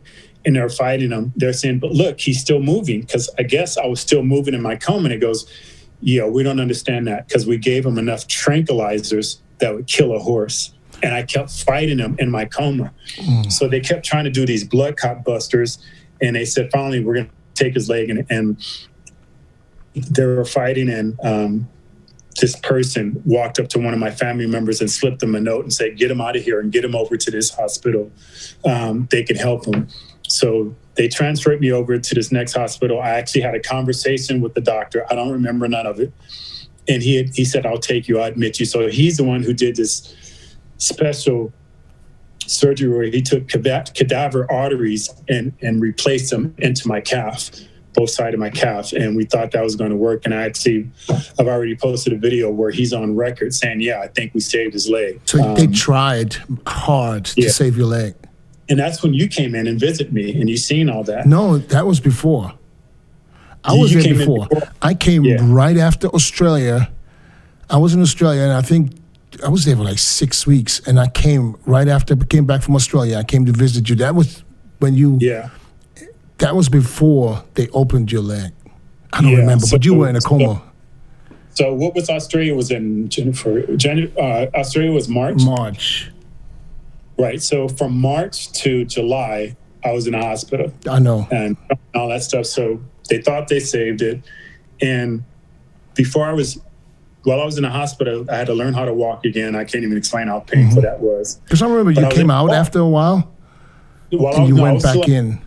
I was still in the hospital during that 4 months. I had to learn how to walk. They have to do this protocol and make sure I'm going to be safe to go home. You know, they ask me all these questions. You have stairs, you have this. So they have to get me ready for that. So I'm walking around the hospital and I'm able to walk. I mean, to the point where people are like, you know, stopping because I'm almost running. I'm so excited, you know, and towards them about to release me, I couldn't walk anymore. I just thought, oh, well, you know, my calf is weak. It's like, you know, I would get this pump and it would just shut down like a lactic acid buildup. And they were saying, oh, that's normal. And it was just something in me that just said, just not going to work. So I already started accepting that it wasn't going to work. And once I got home, it got worse and worse and worse. So fast forward to November. That's when you decided to take it? To the end of October, I went and had a meeting in Billings, Montana about opening up my own nutrition line. And I had to walk the plant, and I was just dying in pain. Walking to the airport, I couldn't even take like over 10 steps without stopping and just kneeling down. And I'm very prideful. I'm very prideful about myself. I don't like to show weakness, especially in public. But when I get to a certain point, I just give up. And it just got to the point where I'm just literally sobbing as a grown man walking to the airport because it's just hurting so bad. And I was supposed to go and stay. And you remember, I was supposed to go to freaking Dubai. I was already contracted to stay a month to train people. Right. And I was walking to the airport, and one of my colleagues, you know, Scott Cunningham, was with me. And he was like, Flex, if you can't walk to an airport, how are you going to walk there? And it finally dawned. I'm like, I can't go. And I sat in my seat. I'm like, Jesus, I can't go. You know, and then I got fearful, like, you know, because the doctor already told me before, don't take a flight before. And I knew it was bad. I'm like, Jesus, maybe I shouldn't get on this flight. And I'm like, well, Billings, Montana, they don't have the greatest doctor. So I got on the flight, came home, went straight to the emergency room. They already knew who I was. They just walked me right in, start running tests immediately. And at the time, me and Sheena were arguing because while we were waiting, I just told her, I said, you know, I'm just going to let him take my leg. She goes, no, Flex, that ain't your decision. Let's wait to hear. I'm like, no, it ain't nobody's decision but mine. Right. You know, and at that time, the doctor walked in and she just stared at me. I just started crying because I knew. And she goes, Flex, we're there. I go, okay. She goes, we're there. And I said, take it. I remember. She goes, you sure? Yeah. I go, take it. I go, how bad is it? She goes, on one side. So the two arteries, remember, that he put in, she said, one artery is 100% blocked. The other artery is 90% blocked. I go, Jesus, take it. So if it's that bad, that means if one of those break loose, it could kill me immediately right now, right? She goes, you know what? I never even thought of that, but you're right. So, yeah. So it was from July to March. July to November. I think it was November 3rd that they actually did the surgery. I remember exactly because you told me the day before that tomorrow they're taking my leg. You sent me a text, and I remember I said, what? Yeah. I can't believe it because I thought everything was going good. Yeah, just sent some close friends and family, not everyone. I just said those simple words. Yeah. I'm going to let him take my leg. But we talked because I told you, I said, I'm leaving for Germany tomorrow. So I was on a plane. I remember texting you on my way to the airport, and you text me a picture on the way to the operation room. I was mid-flight. I told you, I remember, keep me posted, please. And I was still, it was hard for me to really get it. It's like, he's about to lose his leg. He's going to sleep now. You remember, you sent me a picture before they put you to sleep. Yeah. And I'm on the flight. I videotape because I'm going to get to that. You sent me a picture for them to roll you in, and I'm on mid-flight. I'm using the in-flight Wi-Fi. And I remember 7-8 hours later, you sent me the picture with you laying in the bed with that brace on the leg and the end of the leg missing. That's when I realized this shit was for real. I couldn't believe it. I remember I looked at that picture while I was still on the plane. And then, how long were you in the hospital after the amputated the leg? So it was like November something, 1st or 4th. And I remember I was home the day before Thanksgiving because my daughters and my son flew in for Thanksgiving. And I remember thinking, thank God I was able to make it for Thanksgiving because this would have been a horrible Thanksgiving for my family. Right. But,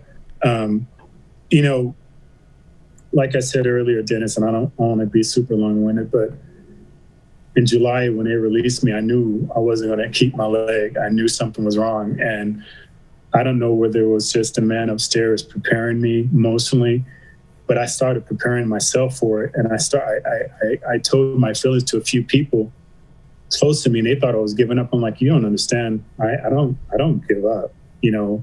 I haven't given up on anything. It's like an epiphany I have. And so when I told them to take my leg, I made a decision right then that how, I don't know. But I made a decision right to help people. So I started videotaping everything. Yeah. How was transition from leaving the hospital, being home with the family, and missing a leg? How hard was it, man? It had to be. So, I'm trying to imagine, and that's what I. When I look at you, I know right now you inspire millions of people, not only for who you are, for being a bodybuilder, flex wheeler, for being the best to ever do it, for going through kidney transplant. You had a leg amputated, and right now you're still here talking to us like, and I want to say it's normal, but like this is, like, it is what it is.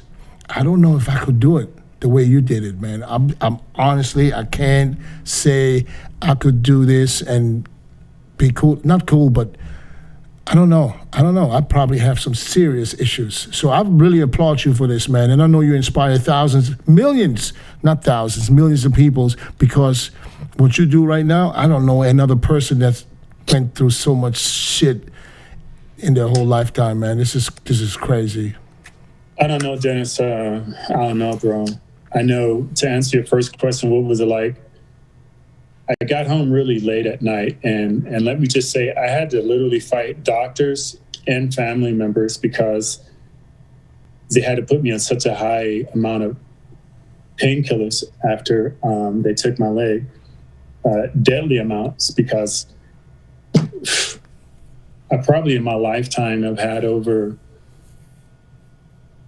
I used to count, I've had over 60 surgeries in my lifetime. 60? Wow. In the last 10 years, it would probably be 90% of those surgeries. So, like I said, with my kidney transplant, I was in a hospital for almost a year, and I had 9 surgeries in 11 weeks. In those 9 surgeries, each one of them, they told me I was going to possibly die. They had to do a surgery to save me. So I've been on a lot of pain medication. When I was in a hospital for my kidney transplant, I was on a Demerol drip Oh, no, I'm sorry. I was on a epidural drip that they give women to have a baby. That was my spine. I had a Demerol pump that I would push. I was on OxyContin and OxyContin, which is one is injectable and the other was a pill. And I was on some other pain medication, and I would still scream in pain. I was on morphine, 16 grams, where they had to back off because they said at 16 your heart would stop beating, and I was still screaming. So for whatever reason, over all this time period, my pain tolerance, I just like almost got immune to pain medication. So when they took my leg, it was just mind bending, the type of pain, not to mention to look down there and see it's not there and still have pain in my toes and my foot and my calf. I can't explain it to you, man. So I had to fight them to keep me drugged up. And I literally got into horrible fights with family members and doctors. But, they kept saying, there's no way that you're not going to be an addict on this. I go, no. I go, I've been through this before, not this bad. I go, but I'll pull out. Trust me, I'll pull out. I hope that I still can, but I'll pull out. Okay. So the first day I got home around 11 o'clock at night. They gave me all my drugs that I could take home. I didn't take one. The night I got home, I was still in wicked pain. I said, I can't take these now, because I knew I wasn't in the right type of environment where they could watch me. So from the night that I got home, I went cold turkey. To this point, I've never taken any painkillers because I'm a kidney transplant patient. They don't work well in me. I hallucinate like crazy. I'll think the horriblest things, and they're real to me. And I have weapons everywhere in my house. God forbid, I'm hallucinating on my drugs, and my child walks through my freaking bedroom door. I knew I couldn't take him anymore. So it didn't really dawn on me. I woke up the next day, and I just sat there on the side of my bed, and I sobbed because I just started being Flex Wheeler, just kicking my own ass. Damn. Last time I was in my house, I had 2 legs. When I bought this bed, I had 2 legs. Pictures in my room. I'm standing there with 2 legs.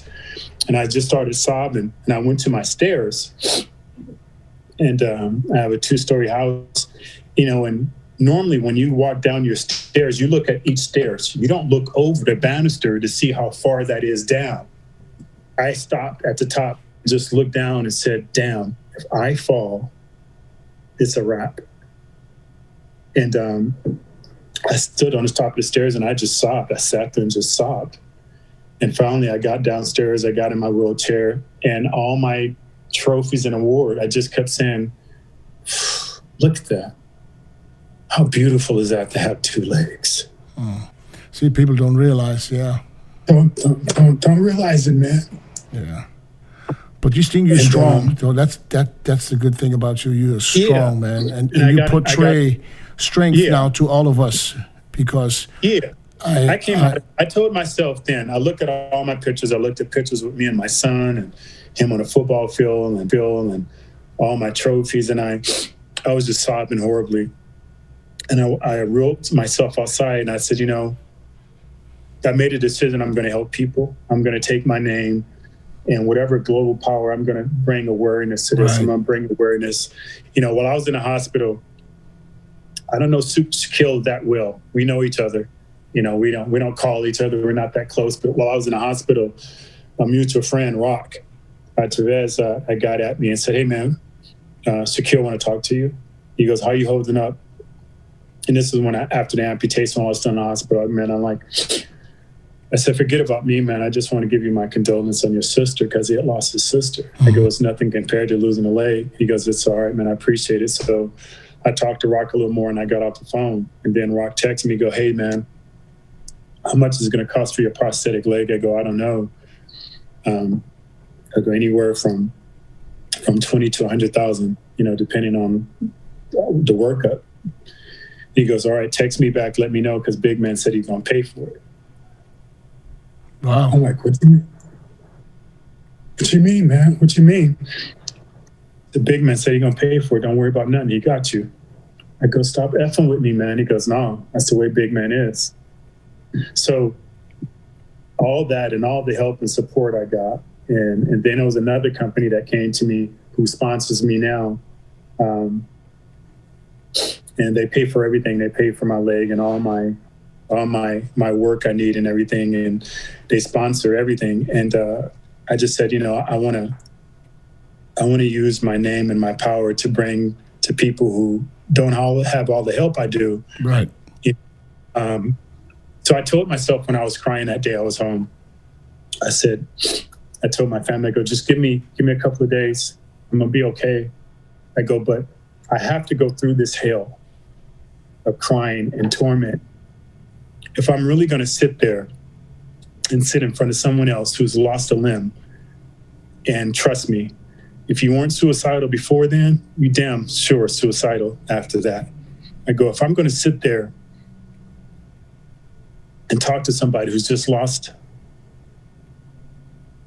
a body part, I got to really experience the hell of what this is really like to pull them out or try to pull them out. So I can't cheat this part of it.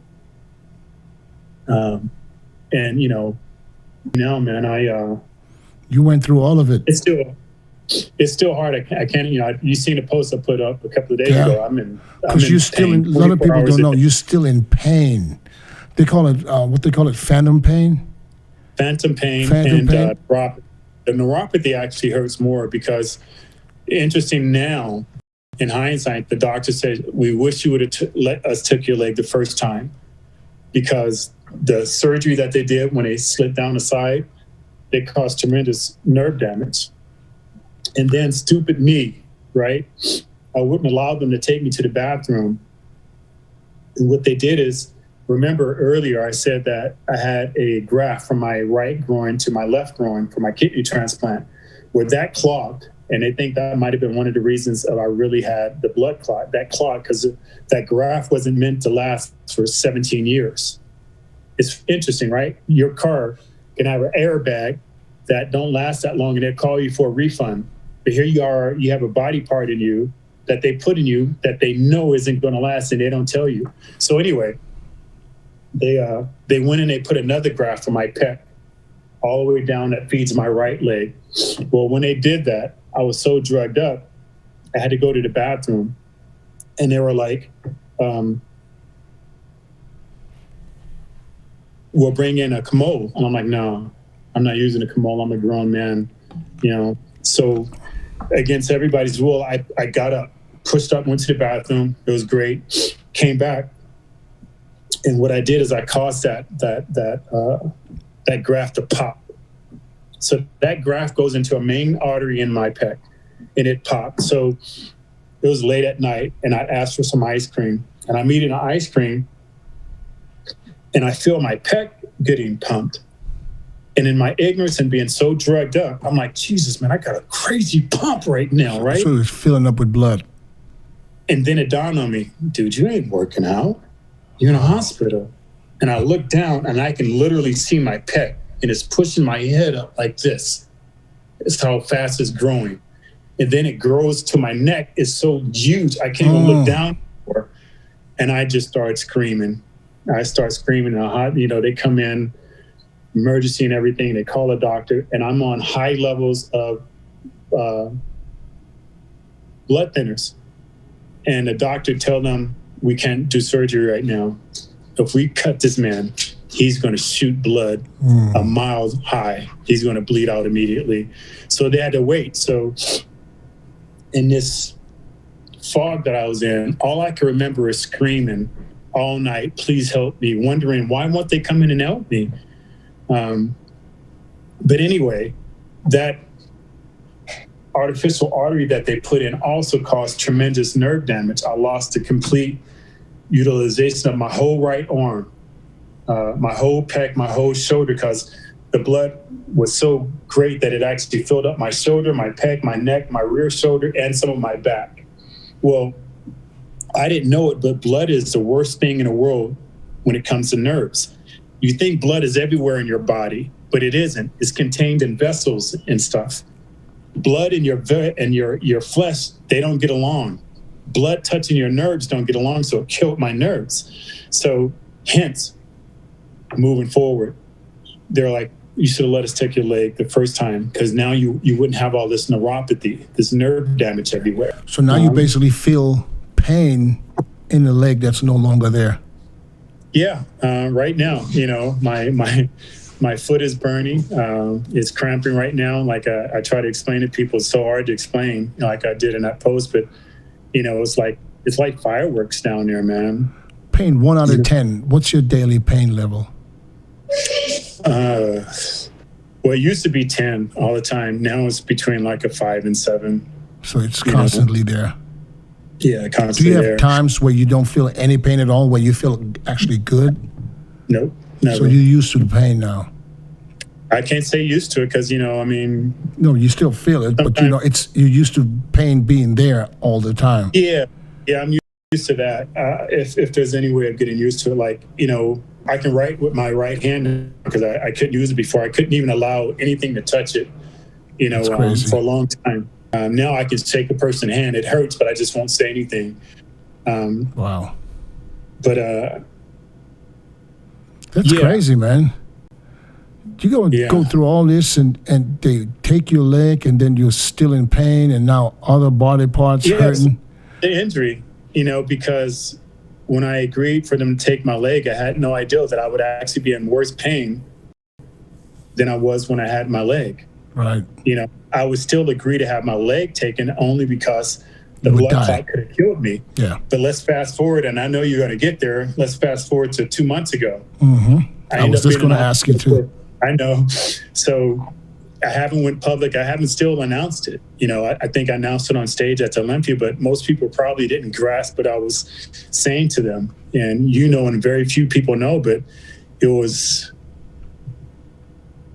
October 2nd. I went into the hospital and I was in there for a month. And what happened is, the real story is... October or September? Huh? Was it October? It was October when I went in. Oh, yeah. Yeah. I was just thinking Yeah. So I had some deep tissue work done because I was really sore. I was trying to train and everything. And I'm on blood thinners now. And I had some deep tissue work done, which obviously is very traumatizing when you get deep tissue work done. But you're always sore, bruised and stuff like that. But I didn't know at the time. But 24 hours later, I couldn't move. I was in so much pain. I was like, this don't make sense, man. It's like I did a full body workout. I woke up the next morning and I noticed that night I was screaming in pain in my dreams. And I woke up screaming. Anyway, fast forward, ambulance came, picked me up. They seen how much pain I was in and like, we need to get you out of pain quick in a hurry before we even move. What have you taken before? And I told him everything that I'd taken and it doesn't work. He goes, all right, we're going to give you, morphine. I'm like, it won't touch me. He goes, okay, how about ketamine? I go, I never tried that before. All right, we're going to give you ketamine. I'm like, okay, is that special K? Ketamine is special K. That's what some people abuse for recreational purposes. He goes, yeah, on the streets, that's what it's called. But it's a very powerful tranquilizer. It's like stress. Yeah, it's a tranquilizer, yeah. So they gave it to me not knowing what was really going on. I almost died right there in my house. Why would they give it to you? Just out of the blue? Didn't know. They didn't know. I'm going to get to it, so they gave it to me. I didn't even know that doctors use ketamine. I thought that was just for animals. No, so the paramedics can use certain things and other things they can't. But they do have in their arsenal the ability to use certain high-powered things, and ketamine is one. And that's the one they chose because of the way I was screaming and everything. But they didn't know everything was going on, so they gave me the shot. And I'm staring at them, and they're saying, you're going to feel it. You're going to feel it. And all of a sudden, it was just like a rush of heat everywhere. And I said, I feel it. And he goes, okay, we're going to start strapping you in, because he had to carry me downstairs. I go, wait a minute. I go, this is not right. I go, I can't see you guys anymore. He goes, you're okay, because they have to use a very high voice. Yeah, and he goes, no, that's one of the side effects. I go, okay. I go, I'm losing my hearing. it's like you guys, like I'm underwater. I'm losing my hearing, and I'm panicking. And I'm like, you okay? That's another side effect. You're okay, Flex. Don't panic. And I lose it, and I panic because I can't see them. That's all before they strap you in? I'm spitting all over the place. They finally got me downstairs, and they stopped. And I go, wait a minute. I go, am I talking? They go, yeah, you're talking. I go, I can't hear myself. And the guys, and I can hear them say, damn, he's getting every side effect. We need to get him to the emergency room right now. He's getting every side effect imaginable. I remember like visually taking a picture of everything because I thought I was dead right then. So you basically get me to the hospital. They run tests. My blood's supposed to be between a 2.0 and 2.3 as far as blood thickness. Anything less than a 2.0, it's too thick and I can die from a stroke or anything. Anything over 3.0 is too thin. I can literally bleed out through my pores, my eyes, my ears, and die. Okay? 2.2 is the lowest. 3.0 is the highest, 11.5. Get the out of here. So that ketamine was killing me. They didn't know I was at 11.5. I think, I'm not sure if I sent you a picture, but so does ketamine thins your blood even more? I don't know. It might have just been because my blood was so thin, anything would affect me, because I was potentially dying already at 11.5. Literally, I was bleeding out. I was a couple of nights, the night before that, it was blood all over my pillow. I thought I had a nosebleed. I realize now I was bleeding through the pores of my head. Wow. I actually took a picture. I haven't showed you yet, but I actually took a picture while I was in a hospital because my blood was saturated with these blood spots. It was my head. I was bleeding through my pores. So that happened. Then I ended up getting rhabdo, because from my deep tissue therapy and me bleeding out everywhere where I had a deep tissue, my tissue was dying. I had rhabdo. So now I'm fighting rhabdo, that I'm dying from rhabdo in the hospital. Let's fast forward. They get all that under control. They're released. They say, okay, Flex, we're going to keep you a little longer. I said, no, I feel great. Let me go home. 2 days later, let me go home. 21 hours later, I'm back in the hospital screaming in pain. My blood is at a 10.0. They goes, shouldn't have went home. We're going to have to keep you. Okay, 2 days later, I feel great. Let me go home. I got a doctor's appointment Monday anyway. It's Sunday. Let me go home. I go to my doctor's appointment. I'll be okay. Okay, Flex. Go to my doctor's appointment on Monday. She looks at me. She goes, I'm calling you right now. I'm calling you to the ER. I can look at you and tell something ain't right, Flex. Something ain't right. Go back in there. My blood is still at 9.0. It needs to be at 3.0 at its highest. So during that time, I started experiencing horrible pain in my right groin area. And I tell the doctor about it. I tell my nurse. She tells the doctor. The doctor said, I don't think it's anything. And it gets worse and worse. And I tell my nurse, I go, listen, a day later, I said, listen, I go, I want you guys to do an ultrasound to rule out that I have a blood clot, because I think that you guys messed me up by not finding my blood clot before. And that's where I lost my leg. And she was the first to alert me, like, no, Flex, you didn't lose your leg because you have a blood clot, a DVT. You lost your leg because of, I'll think of it, but it's some type of something different. Something different. It's when your arteries clog up, and it's something more major. But anyway, the doctor said, no, I don't think it's anything. So I said, listen, I know my rights. I don't want to get in a pissing contest with the doctor. Okay, but listen, if he doesn't do an ultrasound, I'm going to fire him, because I know I have the ability to fire anyone who walks through the door. All I'm asking, I don't want him to get angry at me and start being mean and not give me my painkillers. Just, hey, man, let's just do an ultrasound and rule it out. And he said he agrees and said, okay, fine. They come in like at 11 o'clock and do the ultrasound in my room. Same thing. Lady just stops and stares at me. I go, not just one. She goes, I go, how bad is it? She goes, I can't tell you.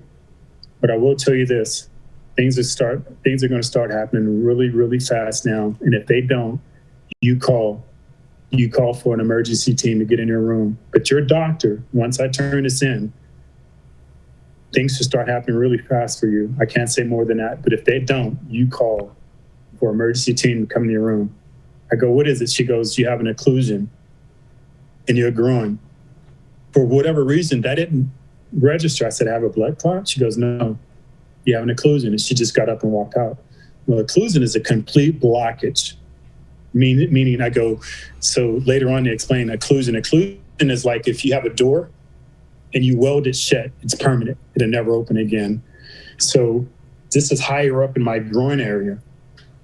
So that's why I was having so much pain all the other time in my residual leg, because it was dying. It wasn't getting any blood supply. So they come in and they start taking things in action, surgeries. All the surgeries that they did a year ago that failed, that caused me to lose my leg, they're like, we're going to try them again. I go, but how? You guys said you guys put me in a coma just to try to drill into my artery, and you couldn't. What makes you think it's going to work now? And he goes, Flex, if it doesn't work, you could lose the rest of your limbs. You could die from this. So I'm like, so they do the surgery. And they said, we're going to keep you awake this time. We're not going to put you out because we're afraid that if we put you out, you're not going to come out again. When they did put me in a coma before, I was only supposed to be in a coma for 4 hours. I was in a coma for 10 days. I didn't come out. We can talk about a whole nother time, the horrible dreams that I had when I was in a coma. Dude, was not right. When people say they can hear you when you're in a coma, yeah, I heard them. And my dreams were just devil, demonic. But anyway, I go, okay. So I'm awake and they're drilling into, they give me a local anesthetic, and they're drilling into my leg, and I'm just screaming. They're like, hang in there. We'll give you more medication. And finally, I can't take it anymore. It goes, okay, we'll bring you back tomorrow and we'll put you under and hopefully you come out well. They had success. They're able to get through. So we got through. So what they're going to try to do then is put another artificial vein through to get blood supply. Anyway, long story short, it didn't work. I said, what now? And he goes, nothing. I go, what do you mean? I'm like, Flex, we've done everything. Over the last year, everything possible has been done. There's nothing else to do. And I go, so are you just going to let me die now? And the doctor just looked and said, there's nothing else we can do, man. I go, so what happens? He goes, well, the disease that you have now, it causes occlusions of your arteries. So you're at risk now of losing your left leg. You're at risk of losing the other leg? I'm at risk of losing my left leg. I'm at risk of losing my right arm, my left arm, because it attacks your limbs. Okay, that was 2 months ago, or 3 months in October.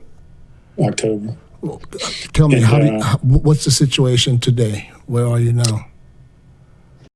There's some really high-powered doctors are trying to look into it. The doctors here in Vegas did admit that they don't have the best doctors here. There's better doctors in LA. So we've been trying to research and get those doctors to accept me. They were going to medevac me to LA, to Cedars-Sinai or Stanford. But because of COVID, they came back and said, we can't take him because he's not at risk of death right now. He's at risk of losing limbs, where we have people who are at risk of death. And I had to respect that. I respected it. It's true. You have people who are at risk of dying. I'm only at risk of losing limbs. They come first. And, it's just another odd thing that came over me during that time, Dennis. I just accepted it. I said, hey, I said, can I die from this? And they said, no, chances of you dying are very, very slim, but pretty high that you can lose your limbs. I go, okay. That's the worst that can happen. I could lose my legs and my arms. I go, I'm still here. You know, my kids are not going to care. But there's a good chance that this is not going to happen, that you're going to be okay with the way it is right now. Well, let's put it like Once this. you get to California, maybe. If they accept me, if they bring me on, yeah. So let's put it like this. Well, what can we do? What can we do to make sure they accept you? There got to be some kind of some way. COVID, as you got people dying. So I have peripheral artery disease and arterial artery disease. So we could say, well, you don't know how fast that's going to happen. Here's the kicker. Remember that artificial artery that they put in less than a year ago? Mm-hmm. Completely blocked. That's how fast already. What's the name of the hospital in California? Stanford. Anybody who listens to this, if you have any connection. Yeah, I do. I already reached out to him. So just Dorian, maybe, who knows, maybe somebody who listens to this who works there or who has some kind of pull there, you all better hook my boy up. While I was in the hospital, I was still trying to get all the guys ready with their pose, and I was doing video conferences with them. Really? With Dorian for the Olympia. And so Dorian knew all about it, and all the athletes that from his team knew about it too. Because sometimes I'd have to cut the interview short because I was in too much pain or I didn't know what I was saying to him. So Dorian has some high-powered doctor friends in Canada that he reached out to, and they contacted me, and they have connections in Stanford. They've already reached out to the doctors in Stanford, and they said, yeah, we'll take him, get his records over to him. So it took 2 months to get my records to them, and we're waiting to hear back and see if they will bring me in to see, just to try. But they want to be crystal clear that right. They want to make sure they can see the problem and be able to help you.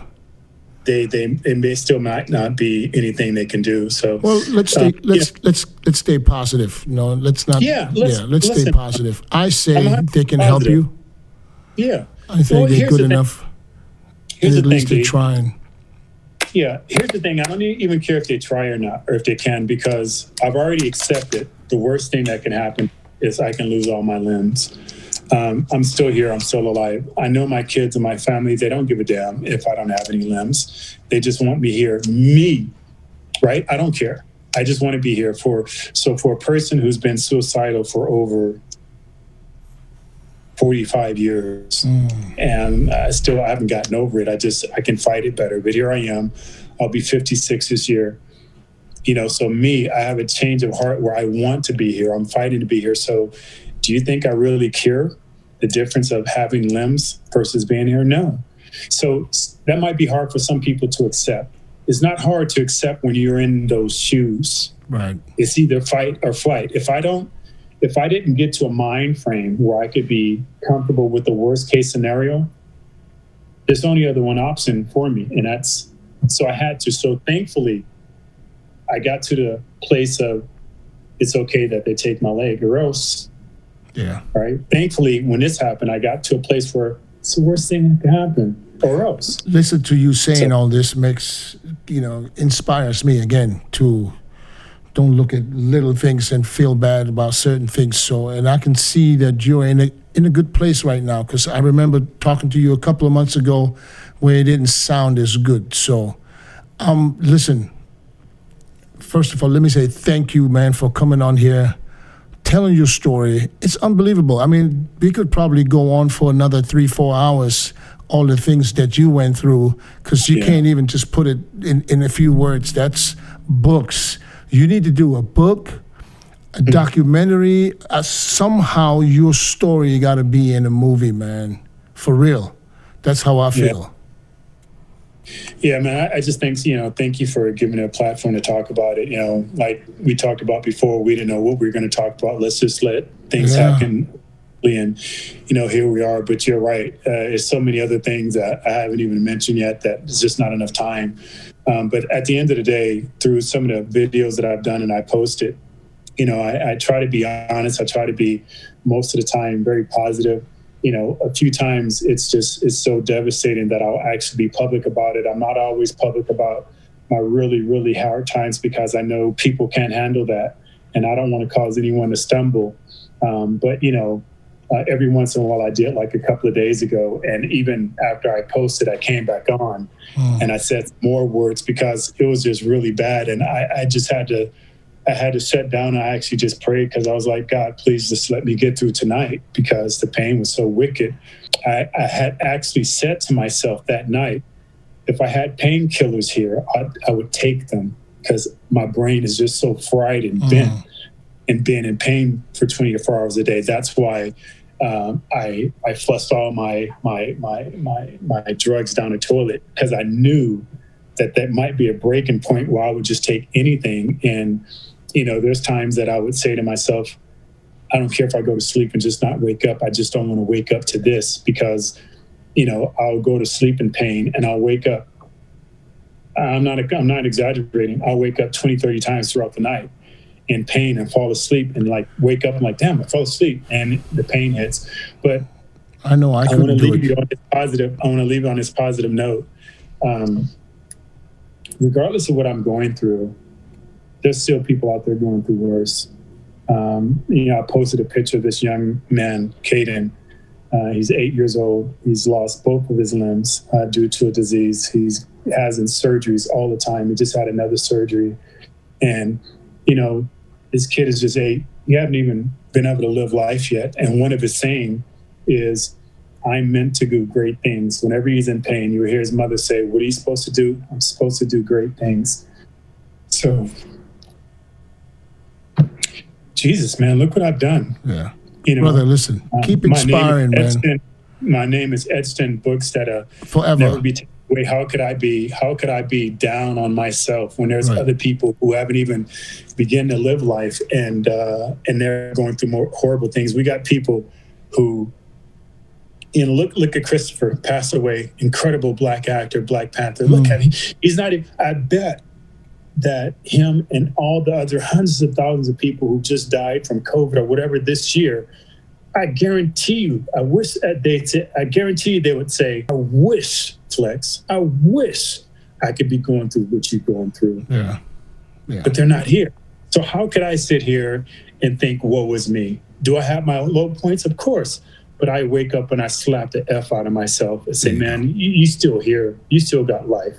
So that's what keeps me going. Awesome. And I have a strong desire to bring awareness to all of these things that I've been through, and the emotional things that I go through of being suicidal. I truly, truly feel that I was picked to go through these things, to be able to bring these things to light. And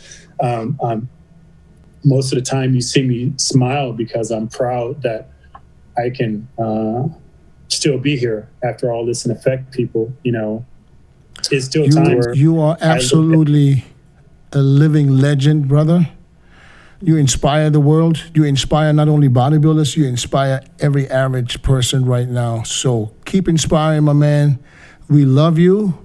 Even though I can stand your ass, I love you, brother. And thank you for the thanks for the conversation, brother. That's exactly what I needed today. And I can't wait for the listeners to hear your story so they can understand what's really going on here, because that's unbelievable. We need to you got to be in the movie, man. That's got to be a story for a movie. Yeah.